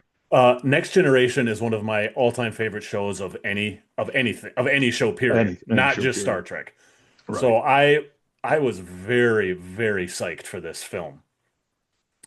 I saw it. If it wasn't opening weekend, it was the second weekend. It came out right around Thanksgiving. So after one of our Thanksgiving, I think it might have even been Thanksgiving night. We found my family found like a 9 o'clock showing or something. We went to the show that night, and it was the first time seeing this cast on the big screen. And so, of course, I walked out Mm. of it just loving it, thinking it was amazing. Yeah, because what season would this been like season 4 or 5 for No, Generation? no, that I'll get to that. Okay, That's okay. part of my whole story with this film. All right, I'm gonna zip my. So this was back when stuff played in theaters for quite a while. So then Yeah. at Christmas time, it was playing at one of our local theaters, and actually a very cool theater where you can't go up there anymore, but it had a balcony. You could watch from the balcony. So Oh, you basically nice. kind of like it was kind of like IMAX before IMAX. So I remember seeing Right. it from the balcony the second time I watched it with some friends that we went again a couple weeks later. So I saw it twice in theaters. And after the second time watching, I'm like, it's fun seeing these guys on screen, but something doesn't quite work. And it took me a while to figure out what it was that bothered me about this film. 6 months earlier was the final episode of Star Trek: The Next Generation in May, the Oh, two-part series finale, All Good Things. And I don't think I'm being Star Trek biased. This is one of the finest series finales of any episode of television. I mean, if I was making my top 10 finales, it would be in there without a doubt. right. I mean, it's a perfect two-part finale, and it's better than this movie. I mean, there's no question. It Right, celebrates the right. series more. It's more about Hmm. like the main villain is Q, which he was never used in the maybe if you haven't watched much of Next Generation, you probably don't know who he is, but he was a No, I major know. villain. Okay, I think I've seen a lot more yeah, during that time than I let on because I'm starting to think, and I know a lot of the lore, and hmm I have seen a lot more. Because well, I mean, those first, I mean, at least till '91 or '92, I watched everything. So I watched the majority yeah, of the yeah, series. and yeah, Q was a villain throughout the series, and he was Yeah. in the finale, and it was an amazing. It still holds up especially if you watch the series, just a fantastic one. And this was such after, like I said, after the shiny newness of watching the cast on the big screen wore off, I'm like, it just doesn't live up to that finale. The finale Oh, is so awesome, that's and hard. it was tough, and so I hadn't watched this one for a long time because of that, because I was just like, it's just not. I had tried watching it a couple times, and when I saw this was coming up, I watched it for the first time in probably 10 years. I don't know, a month or so ago. And now being removed and not watching the finale for a while, it's aged better for me because I don't have the feeling of the Oh, finale being I so of great. course. That's wow, because that's rare Yeah. to watch a whole series of something, have the best finale, and then a couple years later the movie comes out. A movie comes out Well, with and them. it wasn't even that, it was 6 months. I mean, it was like Oh, 6 months. the finale A was in hockey May. season. Yeah. Right, few good men line. That was a great 6 months. callback. Yeah, great line. Yeah, that's exactly what it's. I mean, it's not as easy as six doing months. Oh, it time. wasn't like it was a couple of years where you had a little time. It Yeah. was 6 months. The It was finale literally was in fresh in your yeah, head. was in May It and was this like a came out news. in November. Yeah. Yeah. So I mean, it was still I was still watching my VHS recording of the finale. I probably watched it the week before that because I was still watching the Still, finale all the time because yeah. it's just so damn good. Oh, that's So it interesting. it really and I think the other thing that disappointed me about this a little bit, especially compared like you mentioned the motion picture, that felt epic. This did not feel doesn't feel epic. It does feel No, a it's lot like not. an episode and it doesn't. Yeah. I mean, and I have little nitpicks. I mean, I still love it No, for there's plenty of nitpicks in this movie. Don't because get, like I mean, I trust me. don't I like the way for anyone that hasn't seen this film, I'm just gonna spoil it if we haven't already, but Captain Kirk dies in this one. And I don't someone that kills him that's really non-consequential to the Next Generation cast or to the original cast felt a little strange to me too. It wasn't a Right. Klingon or it wasn't a Romulan. I mean, it was some random guy we'd never heard of before, which I mean, I love Malcolm McDowell and he's great in this, so I Yeah. kind of give it a pass. But just little, like I said, little nitpicks Oh, I that's a don't like. great, But no, that's a great point because you're thinking like, well, I mean, not to put Omar from The Wire up there with Captain Kirk, but I loved I Omar mean, and how Captain he Kirk is dies is yeah. so random and Hmm. it's not consequent. Like you're saying, like if the Joker kills Batman, there Yeah. was a whole history there, Yeah, or you know? like if I mean, obviously he wouldn't work in the store, but like if Khan killed a Kirk or something where Yes, then that would make it's a character that's been in the consciousness for 30 years. I mean, it's multiple movies, TV series, all this stuff, and right. I mean, I do like the fact that he does it to save the new cast. I mean, yeah, I that all that stuff I like, just little things. I'm like, that's. Part of me wishes they would have waited just a little bit longer instead. Like they were literally Yeah, filming this before the finale even aired. aired. Oh wow. So it's just crazy that like they literally when you Yeah, read stories about it, they walked off the set of the TV show and walked onto the set of the movie like the next week. that's So and it's it's funny because this is weird, and you can kind of tell this. Like, perfect example would be with the X Files when they did the show and then they did the Fight the yep, Future. yep. You could even tell Gillian Anderson was acting more for the movie than Hmm. the show. Like, Hmm. there's one time where she's like, "Get it done" or whatever. Like, when did we see? You know, I've Yeah. never seen her that pissed off. And so it's a different medium, especially during that time. Now, I Hmm. mean, the quality of TV, I mean, not saying we didn't have shows just as good as now, but like you expect not much of it. And It's kind like, of well, I think you're come exactly right because together. like say like they had rumored for a long time that Game of Thrones was going to end with two movies. I mean, if they would have done that, we wouldn't have noticed a bit. It would have just been like Game of Thrones is in a movie theater, and there would have Yeah, been no step down or step up. It just would have been Game of Thrones just on a bigger screen. I mean, the battles might have been a little bit bigger, but nothing yeah. else would have changed. So I, yeah, it was a very different time because back then there Like wasn't that. a lot of back and forth between like Twin Peaks and this and X-Files and The Simpsons really are the only things I can even Right. think of that When did Deep Space Nine start? like Were they overlapping? yeah, Because didn't they always like to keep two on the yep. air for a Yeah, little while because or there's a something? couple episodes in the I want to say like season 6 or 7 of Next Generation where they go to Deep Space Nine. Oh, So okay. yeah, I want to say it started in season 6 maybe of Next Generation was Deep Space Nine started, I think, or 5. So it had been on for a year or two, I think, at this point. I Yeah, don't that's have that right. in front of me, Okay. but yeah, Yeah, so that it was started the run there of the Star Trek shows on, yeah, you oh for know. sure. And then they didn't stop. That's why it's so hard to catch up now because I there's so mean, you many damn think, episodes of it.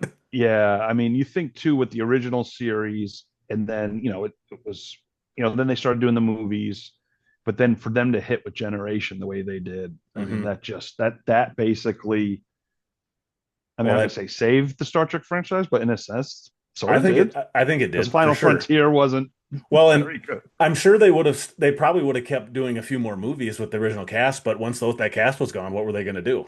Star Yeah. Trek would Plus, be a dead franchise they were then. starting to get old, and Yeah, a little long in the tooth. yeah, and it's played well. Like Scotty definitely changes. You're Yeah. like, Oh whoa, yeah. And oh, I'll give it my all she's got, Captain. my other not maybe disappointment with this one, thinking back on it, is that there's no Spock. And Spock is such Oh, a that's right. massive part of Star Trek, and Yeah. he's not there when Kirk dies.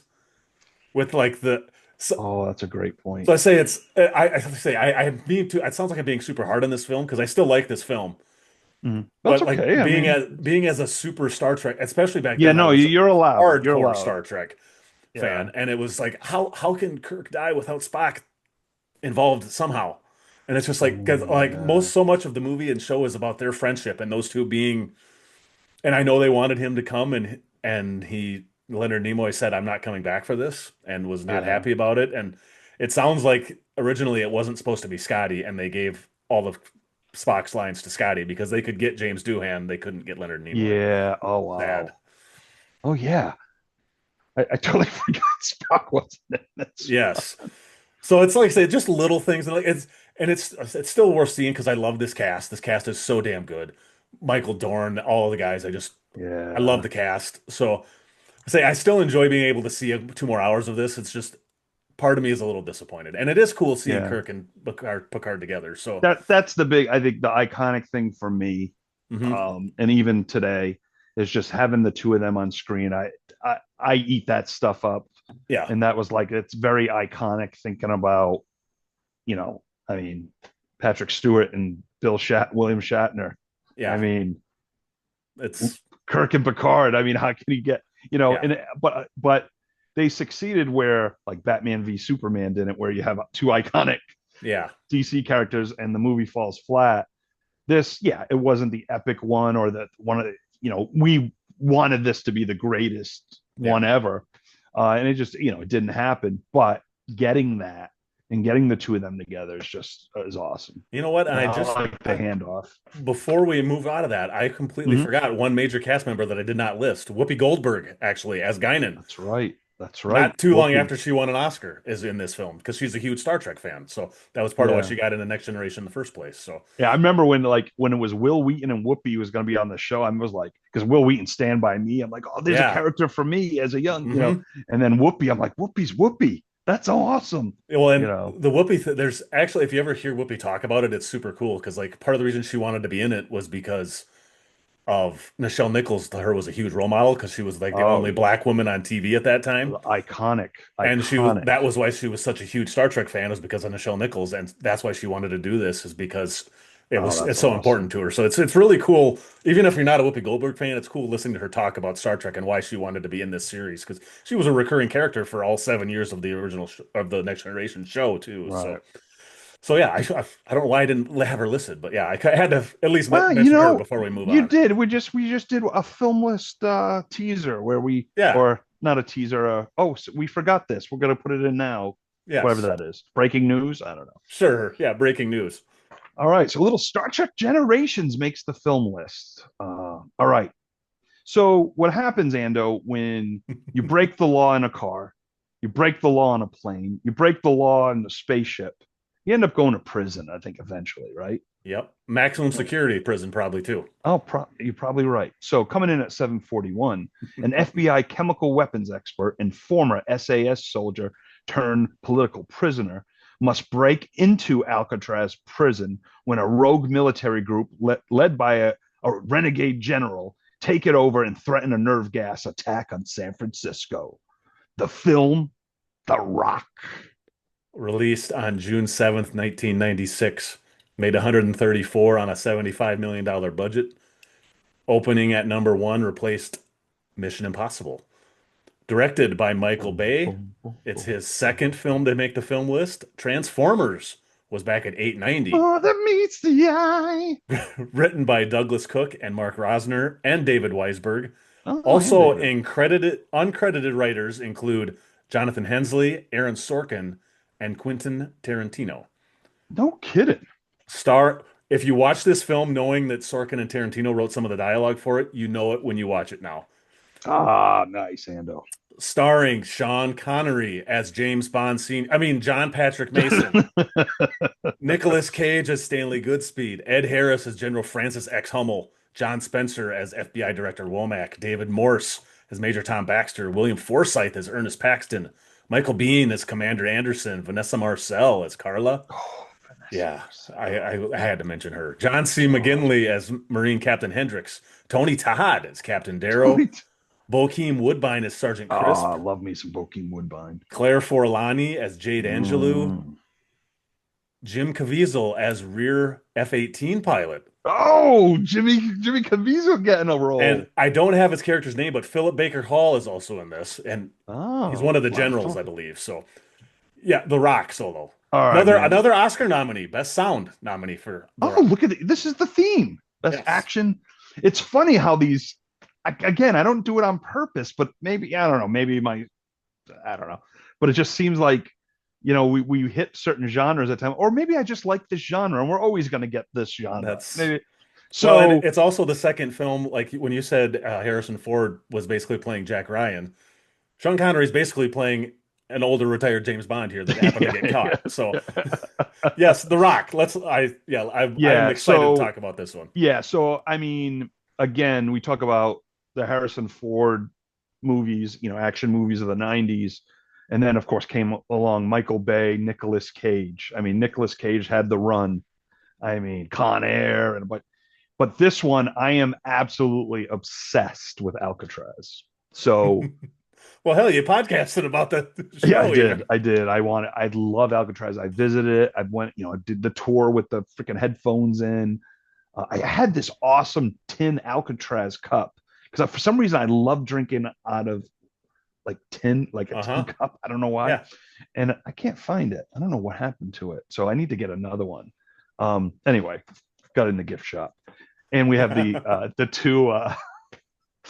two prisoner salt shakers, like the goofy Oh, nice.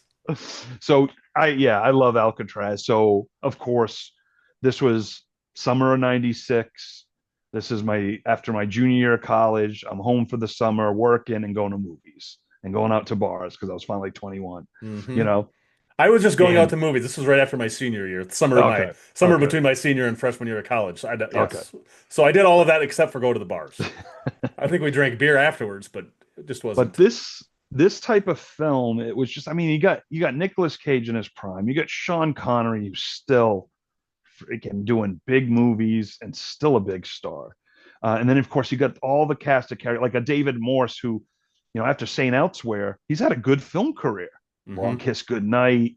He's been in so many things. And it was like, oh, that's the guy who got raped in the prison on St. Elsewhere. He's got good roles. That's a tough episode. But well, man, what a good show. Anyway, and Ed of course, Harris too. Ed Harris had The Ed Firm and Harris is, Apollo yeah, 13, and then this, right? I mean, those are all three, four right in a row. Never was the leading man really in those. And Truman Show was right after this. He had a nice run of right. supporting parts too in the 90s there. I mean, then you got a lot of these characters like a Bokeem Woodbine who, yeah, has been in everything. I mean, he pops up everywhere, and of course Tony Todd. I mean, uh, Michael Biehn. I mean, that's Michael Bean, another one. So it, I know some people with Michael Bay movies have their opinions and stuff.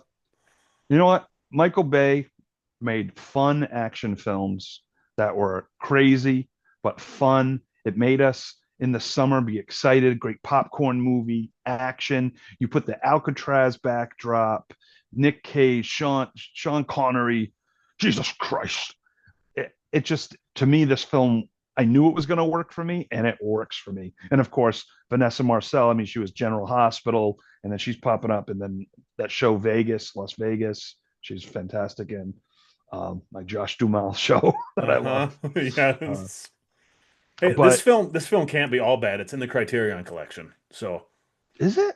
yep, it's not available anymore, but yeah, number 108 in the Oh, because Criterion I collection. would have bought, I I would have have the bought double it. disc. I have the double disc on DVD. It's never been on Blu-ray, or it's been on Blu-ray, but just not the Yeah, Criterion version. I have the Blu-ray, but I think it's one of those. You know how there's a certain run of Blu-rays that Yeah. it's just like your basic Blu-ray. It Yep. doesn't have. I just watched that here a couple weeks ago because I any excuse I can get to watch The Rock, I'm going to do it. I flat out love this film. So I have always loved it. I think it's my favorite Michael Bay movie by a long, long margin. Yeah, like I said, it's just so it's before Michael Bay got, Transformed. well, not just that, but No, like no. bloated. Like a lot of his movies are 2.5, 3 hours long now, Right, and it's right. like it's just too much. And this one, it's fast paced. It's never dragging. There's never any of those scenes where it's like, okay, this is a 28-minute action scene. Do we need it to be you don't need to.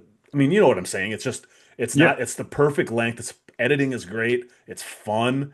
I say it's the perfect what do you high concept. I mean, prisoners on Alcatraz, a hostage situation on Alcatraz. It sells itself with Yeah. Navy SEALs It coming just. in, and it's yeah. Sean Connery is so freaking awesome in this. Oh It's man. I mean, what?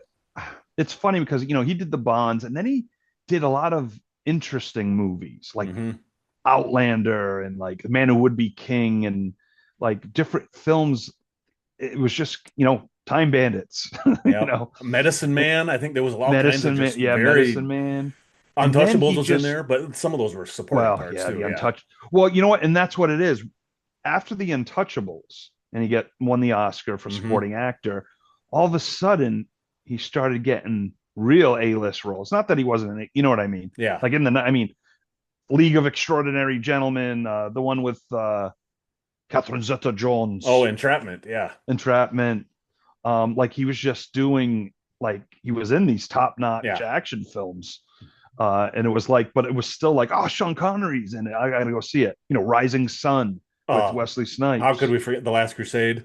I mean, Well, he's so awesome. And I mean, that's 6, 7 years before this, but still, he's awesome in that too. yeah. It's like it was kind of his, or On for Red October. How could I forget about that? I Oh, mean, Jesus, Louise Dreyfus. Yes, Hunt for Red October. I mean, so how I mean, could we? there's so many of those where he like it was almost like when he decided to embracing becoming more of an older guy, an older man, Yeah, is yeah, where his second career basically took off yeah. because Then he did. Remember, it was some movie. I don't remember liking the movie that much, but it was like a rom com with a bunch of couples with all ages.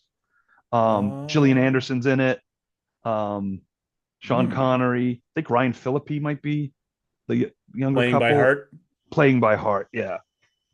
Well, I guess I have a computer in front of me. I could have Yeah, looked that I up. looked up his filmography because I'm like, if I'm forgetting things like Rising Sun and Hunt for October, You I'm know, and I definitely even like it's not going to make the film list the first thousand though. Ando to make me mentally like because I'm getting down to the nitty gritty where a lot of these films are slotted. I mean, they're on the list. The top 500 is going to be moved around hmm. because of rewatch and trying to. But I just get them in there knowing they're going to. And the hell was I going to say? Something about something of his that was not going to make the Oh, top 1,000, but well, what I'm doing is I'm also doing the 2000 just so if a film doesn't make it because we're getting to the point now where if I want to I want to put this film in, but I'm like we're in the 700s now. I can't justify putting it at 700 yeah. when I like movies in the 900s a little more. You know what I mean? So Hmm. I put it, but First Night with Richard Gere, even that one I Yes. liked. I like that And movie. the other one that I have looked up that I completely forgot about that was It was a fairly roundabout way of me getting to First Night, by the way. it's fair it was fairly popular too was Finding Forrester, the You're the Man Now dog. I mean everybody remembers Punch that the pretty keys. You're the yes. man now, dog. That's I mean ever it's yeah, Harrison Ford I or not Harrison Ford, Sean Connery. Just happened to be looking at the poster with The Last Crusade on my screen right now, so that made me think of Harrison Ford too. But yeah, Sean Connery. So, and you know, when I was watching this, I couldn't believe it. He doesn't show up for the first half an hour. Like the first That's 28 minutes, he right. is not in this film. And as soon as and Nick Cage is awesome in the beginning too. So He it's, really is. And I love that they got the little bullet San Francisco throwback, just the yes, car going through up the hills, like little homages like that. it's just Yeah, so of it's course. fun. It's just a fun movie. I mean, if you think too hard about it, yeah, you'll be like, this is dumb, but such No, fun don't think hard action. at all. Just freaking Such fun. enjoy it. Yep. Watch it. It's freaking Alcatraz with some of the biggest stars in the world, and it's awesome. Hmm. Yeah, That's that's a great spot to leave it, I think. well, speaking of a prison now, And yeah, speaking of law enforcement, enforcement. Yeah. Yeah, you're better at those transitions than I. All right, coming in at 740 is a film that would have been super high on my list, but upon a rewatch, it has dropped, though I still love it. Coming in at 740. In a violent future in old Detroit, one Mike, murdered police officer Alex Murphy is resurrected as RoboCop, a powerful cyborg law enforcer. As he fights crime, he begins to recover memories of his past and seeks revenge on the gang who killed him. So 740, RoboCop. released on July 17th, 1987, made 53 million on a $13 million budget. Opened at number one, stayed there for 2 weeks. It was replaced by Revenge of the Nerds Part Two, Nerds in Part two, Paradise. Nerds in Yes. Paradise. Oh no, it replaced that. Sorry, it was replaced by Timothy Dalton's first outing as James Bond, The Living Daylights. Oh, Directed by Paul Verhoeven. I believe that's his first film to make the film list. Written by Edward Neumeier and Michael Miner. Starring Peter Weller as Murphy, Nancy Allen as Lewis, Dan O'Herlihy, I always butcher his name, as the old man, Ronnie I think you said it Cox right. as Ronnie Jones, Cox. It's another Kurt St. Elsewhere and, reference. and Kurtwood Smith as Clarence Boddicker, Miguel Ferrer as Morton, and Ray Wise, aka Laura Palmer's father, as Leon. I always get Ray Wise confused with Ray Winstone. So when I see the name of the credits, like, oh, Ray Winstone's in this. Oh no, that's Twin Peaks Dad. I always get this. I don't know why. All right, RoboCop. So first saw this as I think on would have been 87. Saw it at a friend's house, probably my friend Todd Rapp's house, I bet, in Wellesley, Massachusetts, because I wasn't allowed to see rated R movies then. So it Yep. was one of those watch it at your friend's house. Didn't go to the theater, and it was like amazing. It was like, oh, RoboCop.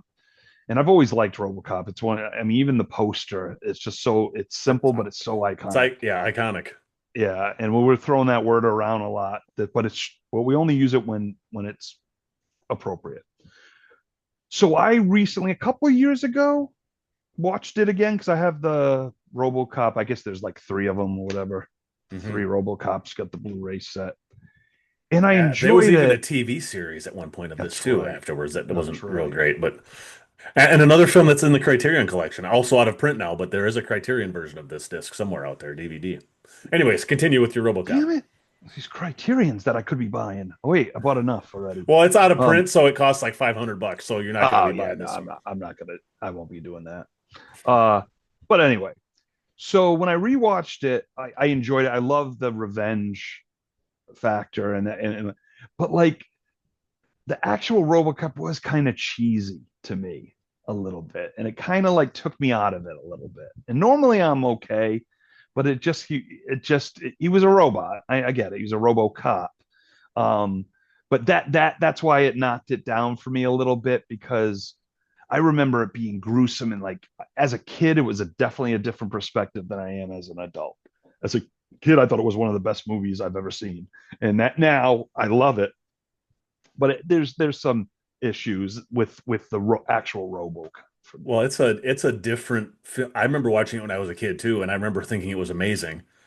And like it was this action extravaganza, like kick-ass Terminator type of thing. And I watched it recently within the last couple months because I saw it coming up. I'm like, I haven't watched RoboCop in forever. And I didn't realize it's a comedy.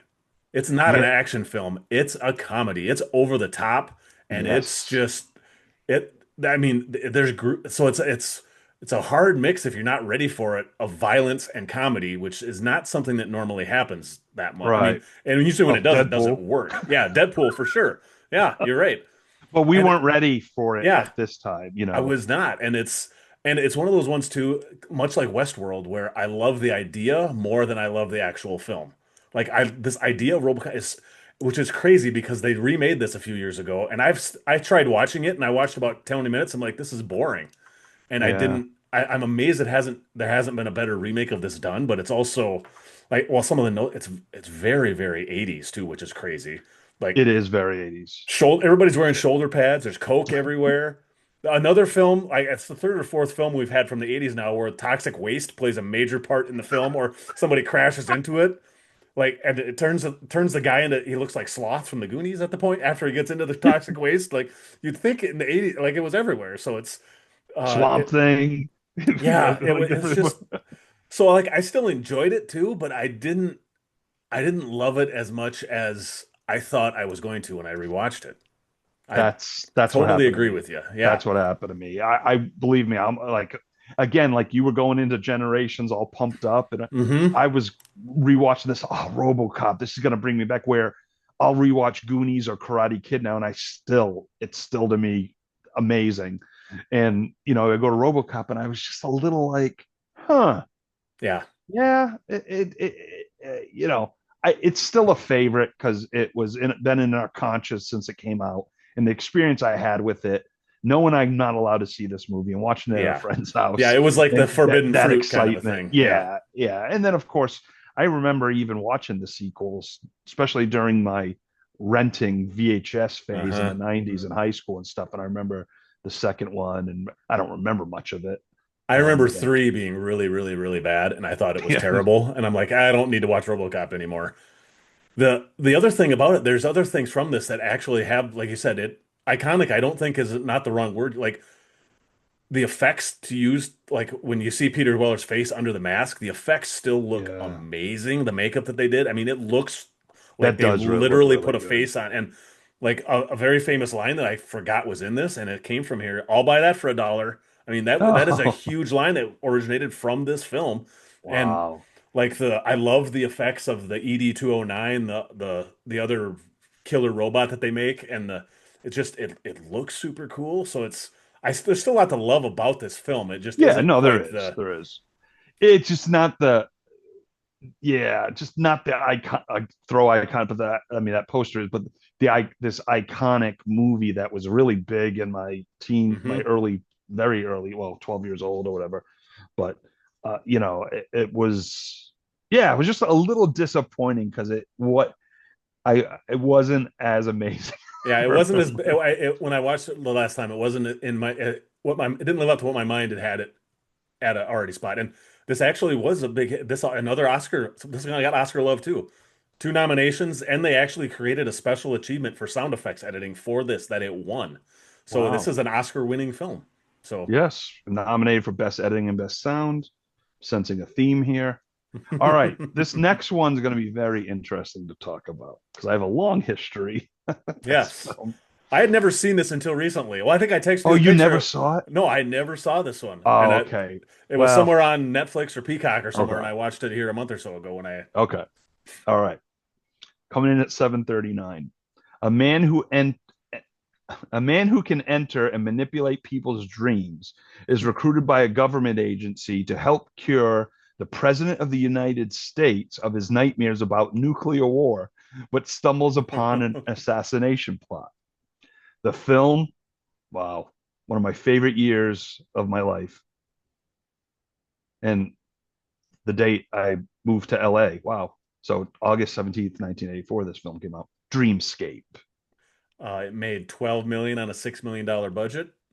Opened at number 9 at the box office, but it was the box office at the same week also had in the top 10 Red Dawn, Ghostbusters, Purple Rain, Revenge of the Nerds, Karate Kid, Gremlins, and Indiana Jones and the Temple of Doom. So it had It's some like my favorite movies ever. very I stiff love competition. 1984. Yeah, 1984 is a great year. great Um, movie year. Directed by Joseph Rubin, written by David Lowery and Chuck Russell and Joseph Rubin. Starring Dennis Quaid as Alex Gardner, Max von Sydow as Dr. Paul Novotny, Christopher Plummer as Bob Blair, Eddie Albert as the president, Kate Capshaw as Dr. Jane DeVries, David Patrick Kelly as Tommy Ray Glattman, George Wendt, Norm as Charlie Pierce, Larry Gelman as Mr. Weber, and Chris Mulkey as Gary Finch. Dreamscape. Let's hear all this. right. Let's hear the Dreamscape story. So this was my friend Rawl in Rhode Island and Bristol. He was my connection to watch movies that I wasn't allowed to during this Uh-huh. time. So this was a late night, whether we had HBO or whatever was on. And I remember, oh my God, being so scared.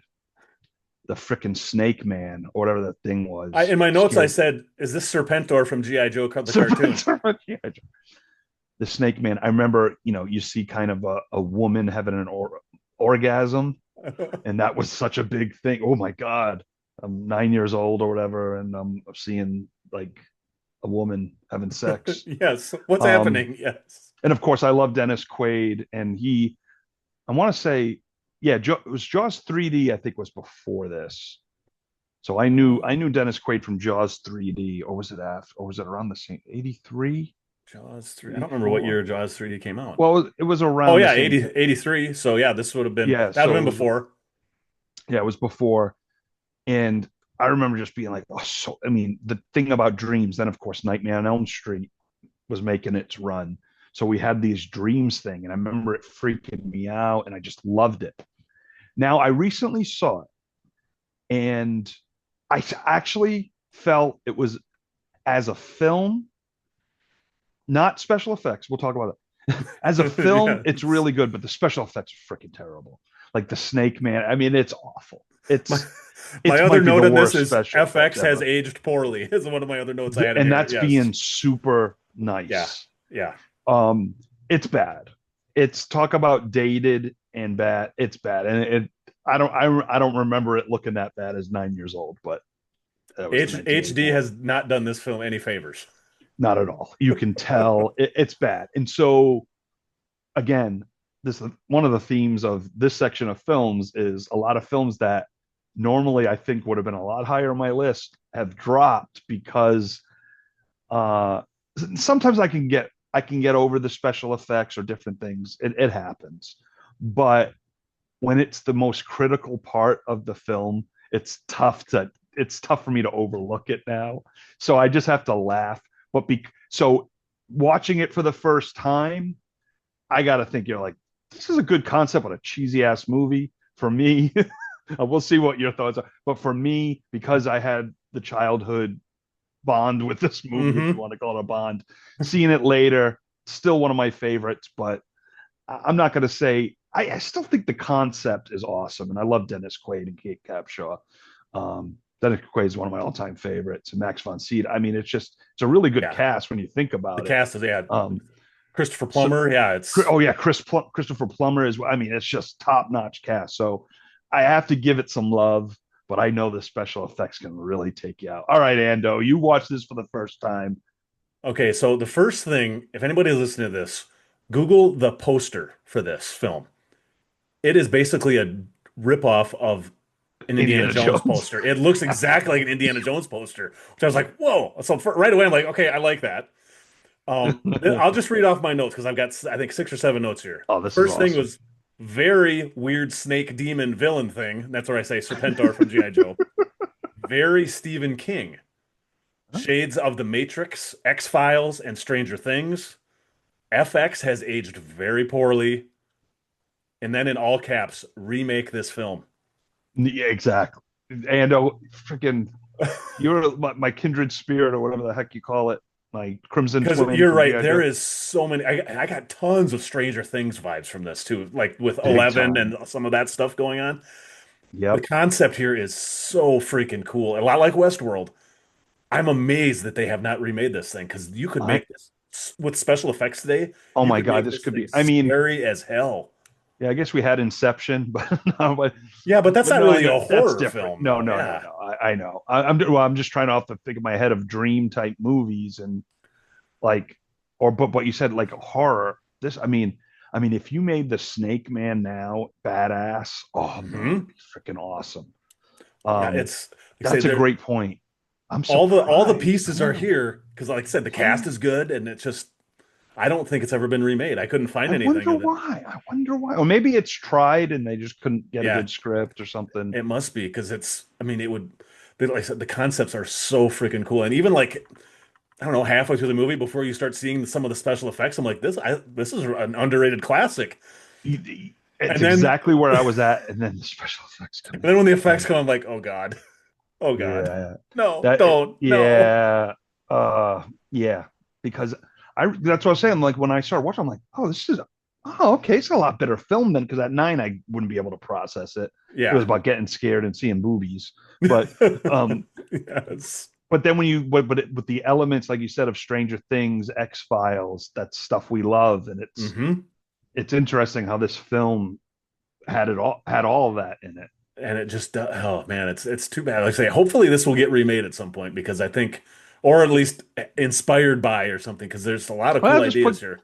either Dennis Quaid's son or Glenn Powell. Just Yeah, yeah, yeah, exactly. You could put Dennis Quaid in one in the Christopher Plummer role now, or one of the elderly guy roles. well, you could, or yeah, you could like remake it, but have it as like a sequel 40 Yeah. years later, and have Hmm. Dennis Quaid in it, or Hmm. even if it's one scene with him.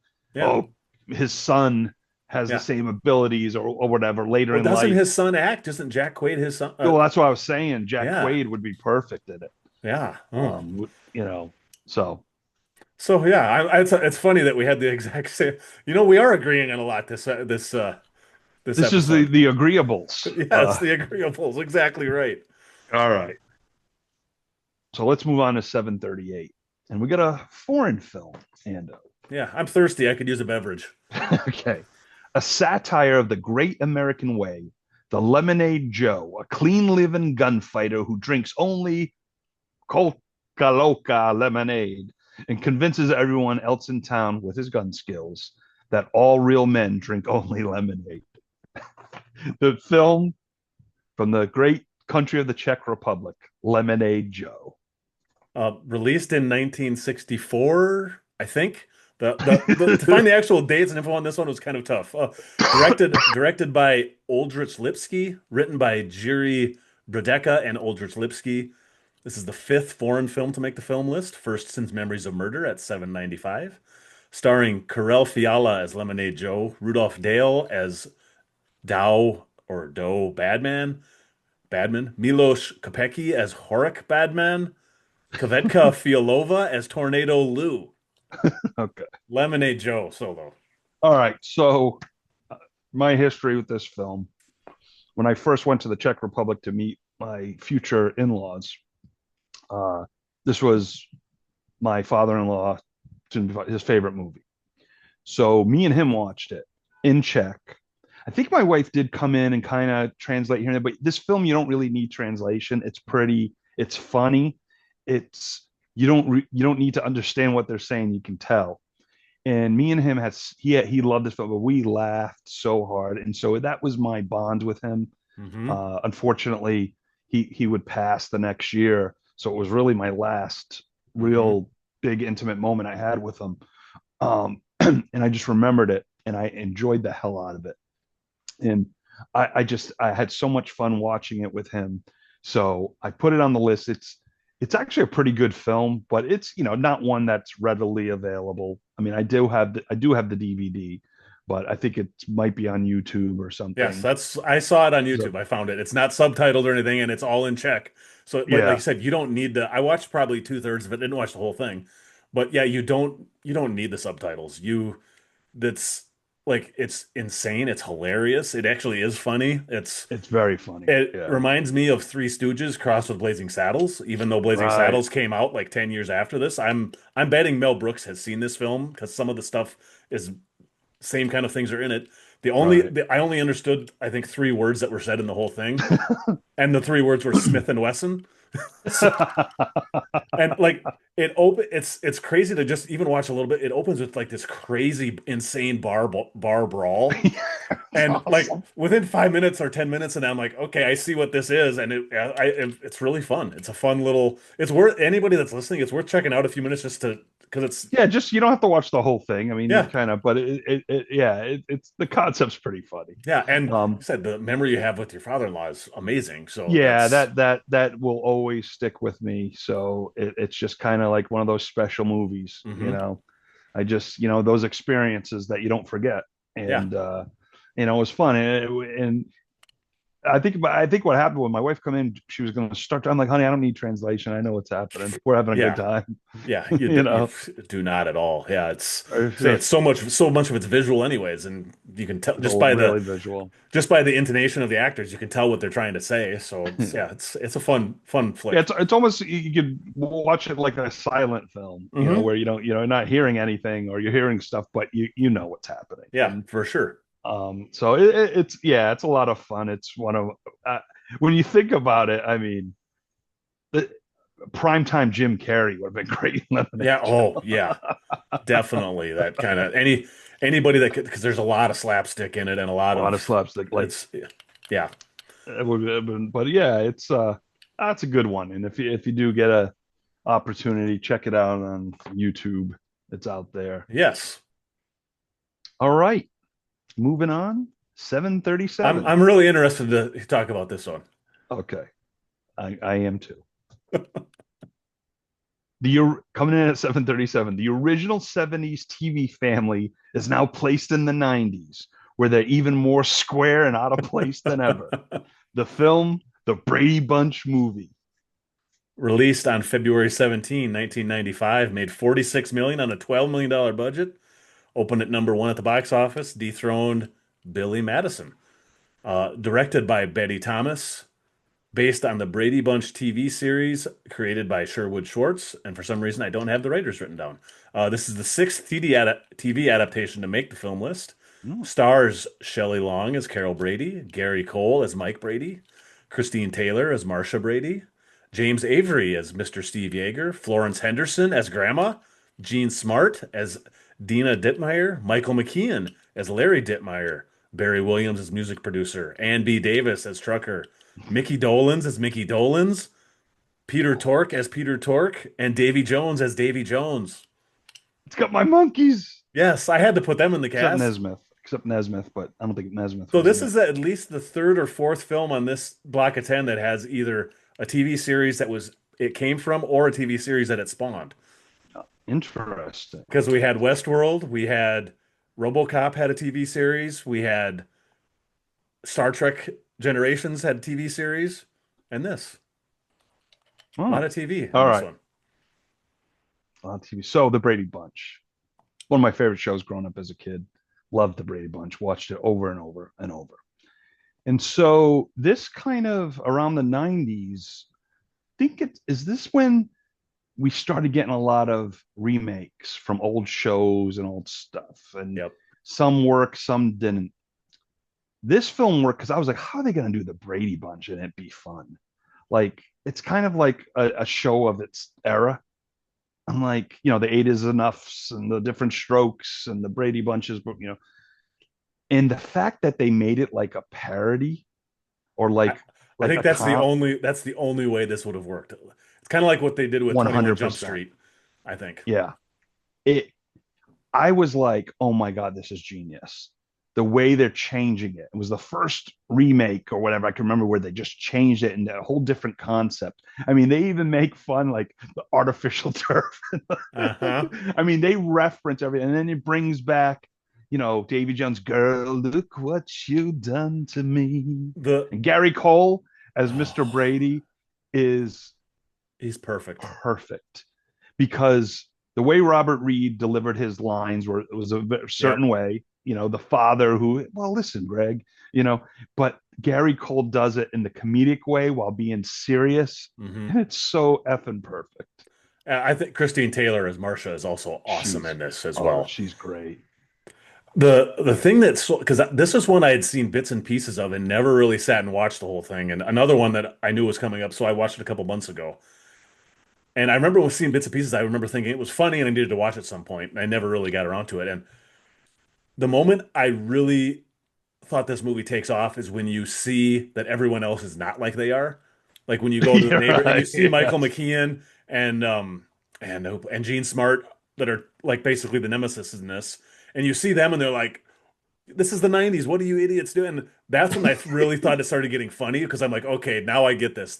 They haven't aged since Yeah. the '70s, and they're still living in the '70s, but it's weird in a way that I love. It's so weird, Yeah. but I love how weird it is. It It's yeah, I really like is. well, and even and you know what they do crazy things like everything is the same as the show. The credits are the same, the music is the same when they're in the Brady household, and then it Right. goes to like modern filmmaking techniques when they leave the Brady stuff. It's really damn clever. I know. It really is. And I mean, I think I just watched that at my fraternity house. What year did it Hmm. come out? 97, I think. Oh, Yeah, 95.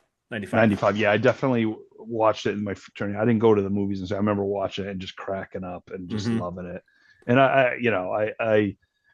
like we said before, anytime you put my band, the Monkees, in there, I'm in. Davy Jones, gotta love Yes. it. Um, but yeah, no, I'm glad they did it this way because it made it fun and it made Hmm. because like you said, if they tried to do a serious one, they would have never got made. No. The fact that they came up with this idea to plant them in the 90s Hmm. and just have regular people just look at them like, and then of course another Brady Bunch reference in X Files, the Brady Bunch house episode. I love that Oh, episode. yeah, yeah, yeah, Remember that yeah. one? Yes. I forgot about that. The Yeah. uh the other thing this reminded me of a little bit, I don't know if you ever watched it or not, but it's a serious version of this, WandaVision, the Oh, I've never. Avengers thing. I know WandaVision, but I've never watched it. It's not funny like this is, but there's a lot of Right. similar stuck out of time kind of things going on in that where at, I never I'm betting the WandaVision this I bet they use some of this as an inspiration because of the way that Oh, yeah, story that is makes told in sense. WandaVision. So just a Nice. very I never would have guessed that going into watching it. But yeah, it's a fun, weird. Like I said, I can't stress how weird it is, and that's a good thing. How weird it is because I love that this goes weird, the Brady Bunch thing because Yeah, it it helps. it works, and Hmm. that's the thing. And it was the perfect. And they did a sequel. I never saw the sequel though. I never Very did British either. sequel. Yep. I think I have the DVD somewhere.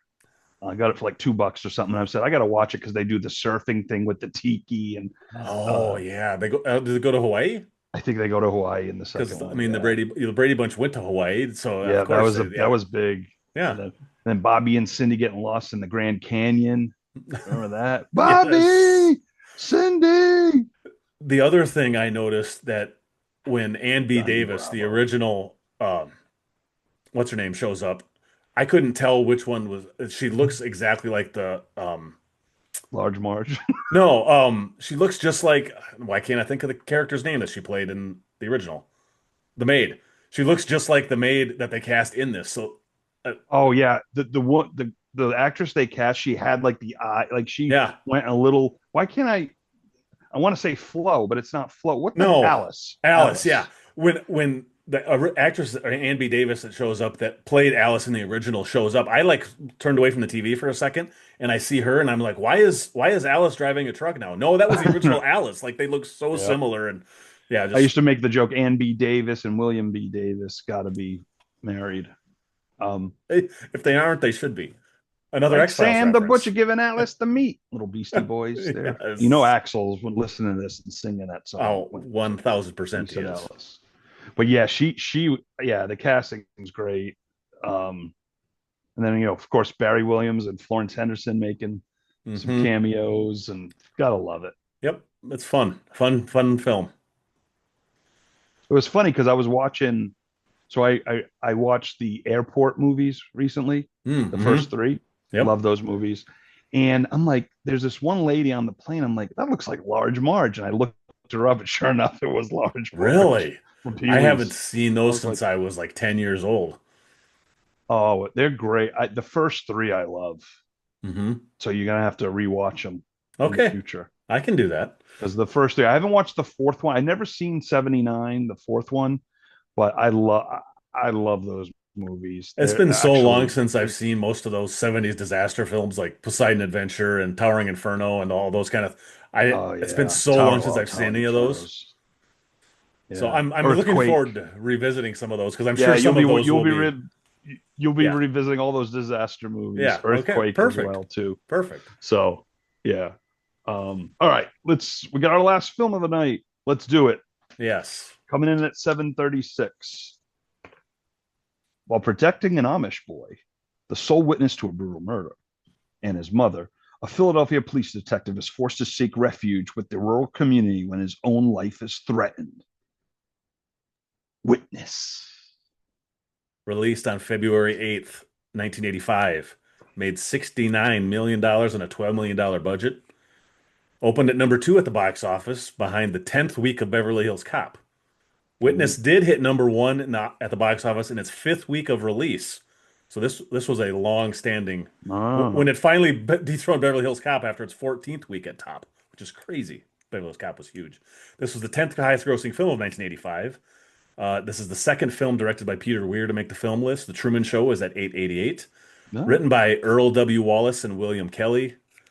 Starring in his only Academy Award nominated performance ever, Harrison Ford as Detective Captain John Book, Kelly McGillis as Rachel Lapp, Joseph Summer as Chief Paul Schaefer, Lucas Haas as Samuel Lapp, Danny Glover as Lieutenant James McPhee, Patty Lapone as Elaine Book, Alexander Godunov as Daniel Hawkleitner. He was also one of the main bad guys in Die Hard. For anybody, I didn't realize until I rewatched this last night. So, and also the film debut of Viggo Mortensen as Moses Hochleitner, Yes. Witness solo. All right. Before I get into it, because I don't want to forget some Academy Awards here. Yes, 8 nominations and 2 wins, Ando. It yes. won for Best Original Screenplay and Best Editing. Nominee Best Picture, Best Director, Best Actor, as you said, Harrison Ford, and nominated for Best Cinematography. And Out of Africa was the picture that and director that beat this out. So, which uh, I and think is a mistake. But yes, yeah, continue. Best Art Direction and Best Score. So it was a big Yes, Oscar nominated film. All right. Witness was a rental when I was a teenage kid. No, I probably saw it when I was a teenager. Yeah, probably a couple of years after it came out. And of course, for me, it's like, oh, Indiana Jones, Han Solo's in a movie. I got to watch Hmm. this. And it's definitely one of those movies that I liked a hell of a lot more later in life. I mean, I liked it as a kid, but again, I was just not old enough for it, I don't think, to understand some of it. Yeah, I mean, you can kind of get the concept, but I think watching it a couple years later when I was more 15, 16, I really liked it. I really love this movie. Again, it's another Harrison Ford. He goes on an interesting run after Witness with like Frantic Hmm. and, regarding Henry, and he's picking different roles at the time. Hmm.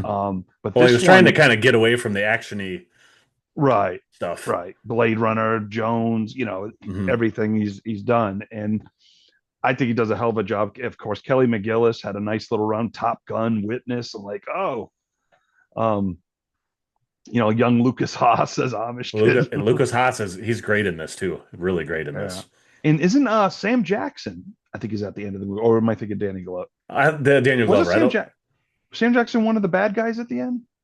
I don't think so. I didn't. Oh, I just watched it last night. I don't remember Sam Jackson I showing forget. up, Did but Danny Glover turn bad? yeah, Danny Glover's the main bad Okay, guy. that's what. Okay, yes, And I haven't seen it in a few years. you know that really early on in the because he That's what it knows is. Danny Glover. him and the guy played that Joseph Summer plays Chief Paul Schaefer are the two main guys chasing him through the That's movie. right. It's been a little while since I've seen this movie. I didn't get a chance to rewatch it, but it's definitely one that is, I don't know, one of the favorites, and I just love seeing Harrison Ford in a different role. Hmm. And it has that that element of I mean, think about it, going undercover in an Amish community. I mean, it hadn't been done before, I don't think, I unless don't think so the either. director of Lemonade Joe did one in Czech. I don't know, I can't but imagine there's a lot of Amish films made in the yeah. Well, there Czech was Republic. there's been though this run of Amish reality shows, uh, you Oh know, yeah, yes, you're you right. know, and then I guess with the whole Rumspringer thing and all that. Yeah. But there was one, God, early 2000s. It was on like Fox or something. It was like something Amish. It was. Well, when I think of Amish filmmaking, I think of this and I think of Kingpin, which are two Well, very yes, different very films. different. Yes, very very different. But yeah, no, this is a great thriller, and it has all the elements you want, and it's intense, and it's a really good film. So this film, I saw also probably way too young for me to appreciate this film. So I mean, I saw it 4 or 5 years after it came out, probably. So I was probably 13 or 14. Same Right. reason because it had Harrison Ford, and I'm like, Han Solo. I got to watch this. Indiana Jones kind of thing. And then I remember liking it, but I was like, it was okay. Didn't really think about it much until I started dating my wife, and her mom, her mother, or my mother-in-law was a massive fan of this film. Like she had the poster in her in the basement. Oh She had a wow. frame poster in the basement, huge, and would always talk about how much she loved Witness. And it was one of those things. I think we've talked about this before. Sometimes you put things off a little bit because someone is so intense about it. You're Right. like, you know what? Right. I'll watch it again sometime. And I regret not watching it before she passed away, so I could have talked to her about it because I watched it last night, and this movie is fucking awesome. I could not believe how I'm going to rewatch this movie again, and like not right away, but I won't wait 20 years to watch it again. I think this movie is Right. freaking fantastic. I was blown away with how much I love this film. Um, the filmmaking itself is really cool. There's some really awesome shots in this thing. Like there's a great one where the just like establishing type shots where you see the Amish buggy and it's slowly driving across the horizon. Then you see a semi truck that can't pass Right. driving, and then Right. like eight more cars driving, like going at like 10 miles an hour, and just little Mm. things like that. And it's just, and Harrison Ford is so good in this. Kelly McGillis is so good in this. Yeah. Lucas Haas, the kid, is really, really good. It's a great thriller. And it's in a look, like I said, it's a location you don't really see much of. Amish Yeah. stuff, there really isn't much done with it, and like it's surprisingly emotionally moving. Yeah. And I just I can't speak highly enough of it. It's not a masterpiece, but it's really, really, really good. And I will be revisiting this one again. And I'm glad I rewatched it. Like I said, my only regret Yeah. is not watching it sooner, so I could have talked to my mother-in-law about it because she would have Yeah. just. I mean, yeah, like I said, she literally had the. I should see if I can get that poster because I think it's sitting in a closet Probably somewhere. But original. It's probably the original. it's say I cannot speak highly of this. This movie is so great. If anybody hasn't seen it, go check it out because it's really really Oh, damn good. definitely. I mean, it's yeah, it's just there's so many movies that we watch throughout our lives and stuff, and then it's so nice to revisit them at a later age. I mean, it can be bad sometimes, Hmm. but when you can appreciate a movie that, because like you said, like there's a reason why you don't let certain kids watch certain movies because they're not going to get. I mean, I know that it's the content, but Hmm. they may not understand it. And we didn't, believe me, I watched a lot of movies at friends' houses that I didn't quite understand till Yep. later in life. Or they seem Um, boring because there's all the talking. What? Who cares about yeah, that? yeah, exactly. And it is fun when we do this list and we're talking about movies, how they've changed. Where a movie like The Goonies hit me in every aspect as I watched it throughout my life, Hmm. where it got better and better. And of course, it's the nostalgia thing and stuff too. But it was just like such a That's going great to be a fun film. one to talk about when we get there Oh, eventually. it may be its own. It may be like half a pod. Yeah, that's Yeah, yeah. The other thing about this, the other reason to watch this is that they literally do not make movies like this anymore, and I doubt they ever will make these yeah, again because this would be a limited series now. There's no yeah, question about it. 100%. And actually, I would love to see it because I would love to spend more time in the Amish community with some of that stuff that they're because I mean it like there's so many other iconic like them building the barn, raising the barn, and just these iconic things that I remember Yeah, thinking about and seeing it again. I'm like, holy, and thinking how they made all that stuff. Like they actually made a barn for this film to, that's and awesome. it's just there's just so many just great things that I didn't even realize those images were burned into my mind until I saw them again. I'm like, oh yes, and just the appreciation level for this film is so much exciting. I'm so glad I watched this movie again. It was Oh, that's great, awesome. See, great film. that makes me happy. I love, because Yes. sometimes it's like, Solo, what'd you make me watch this freaking movie for? So it's good to get some victories. Well, and you know the crazy thing is it wasn't available for anywhere for a while, and I saw when I was doing like some long-term looking at the list, like I don't know, maybe 100 move films ago, and I saw this was way down on the list a little ways, and Amazon had the DVD like for $3 one time. I'm like, you know what? I'm just gonna buy the DVD for $3. It's who cares? It's $3. And Yeah, I watched that DVD, and even with the crappy DVD transfer, I was still just enraptured yeah. with the thing and loved it. So I think I will be up. I don't even know if there's a Blu-ray available, but I will be I upgrading don't if there know. That's is. a good question. I think it's on streaming right now, so on Prime or something. It's on It something right now. it Because probably is. Bill Simmons, they did a rewatchables Oh, yeah. episode of Witness, so now is a good time to listen to that after I the. will go listen to it now. I Yeah, didn't realize it was a rewatchables they did on yeah, that this. was Oh, recent. I think in the last month or so okay. they did it. Nice. Yeah. So yeah, little Witness. All right. So Harrison Ford making a couple films this week. He's the Yes. star of the show. All right, just to recap, Harrison Ford and the everyone, Brolins. and the Brolins. 746 Westworld, 745 Deadpool 2, 744 The Fast and the Furious, 743 Air Force One, 742 Star Trek Generations, 741 The Rock, 740 RoboCop, 739 Dreamscape, 738 Lemonade Joe, 737 The Brady Bunch Movie, and 736 Witness. Ando, any final thoughts about this block? I just, like I said, going in, I thought there was some good films here, some great films here, some fun films here, and even the films that aren't great, they were fun to talk about. So Yeah, yeah. So it was good. It was good. yeah, It was a this was a fun fun one. block. It Yes, was this good was to a get very back in the saddle yes. again with you because Yes. I want to get to those 600s. We got to get Yeah, to and those now 600s. we can put the hammer down a little bit more now. And I mean, Yes. we're half done with Kingstown, so then it'll open up even more. We're half done with football. Yeah, we'll be doing a lot. Yeah, winter will be a lot of Yes. film lists. I have a feeling Yes. we'll regain our mojo. Yes. So, We got to warm back up to it. We're going to get there now though. all Now right. it's go time. Nice. All right. Remember, you can go to dvrpodcast.com, check out everything we're doing and past. We did cover Westworld. If you're a Westworld fan or rewatching Westworld, you can go back and listen it. Go back to listen to our friend Brett. Get, what I say, destroyed him. Westworld destroyed him Broke or him. whatever. Westworld Broke him. broke him. Westworld Yes. broke him. We're covering Mayor of Kingstown, the Paramount Plus show, and Around the Couch, our football show. And then amongst many other things, Amy from Little Miss Recap will be joining Axel to talk about all her fall. And Gina, I think Gina's going to be on that pod, so I'm looking forward to. I probably not going to be able to. I'm not going to be able to make that pod. I did want to because I did like all her fault, but Yeah, uh, I still have a couple episodes to go, and I don't know if if I get time to watch it, I may pop on there for a little while, but I don't know if I'm going to make it either. But yeah, I'm interested to talk about the show. Like I say, I also haven't finished it yet, so right.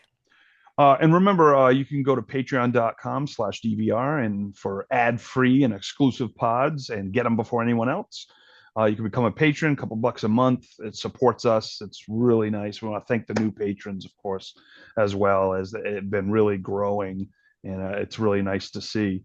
You can also check out my film, The Star City Murders, on Tubi or Amazon Prime or some other cool sites. And remember, the film list, we have our own feed as well. So please, like us or, give us some stars, maybe write a quick review. It helps us get noticed. And we want to hear what you're thinking of the countdown and kind of any thoughts. And if you have a lot of thoughts on that, you can go to Daily DVR podcast TV and film or whatever the Facebook page is called, where there's a bunch of us that do some great discussions on there. And maybe Andrew, you have to bring back a poll, some polls. a poll. Polls. Yeah, I was thinking about that. It might be fun to do this winter because that gets a Like lot of interaction on yeah, there. yeah. I like when you do the polls when we vote and we have brackets on Because certain it's been a few things. years. You know what? Maybe bring it back around March Madness time. That would be a good time to do it. There you go. Look at that. Yeah. We're Yeah. making That's plans. we're thinking. Yeah. We're thinking. So thank you, Ando, for producing this mess, and as our friend Sal would say, and you know, it's a lot of fun talking films. I can't wait to do the next block with you. Yes. I can't wait either. All right. So for Ando, I'm Heath Solo. We'll see you next time on the Film List. Get off my podcast.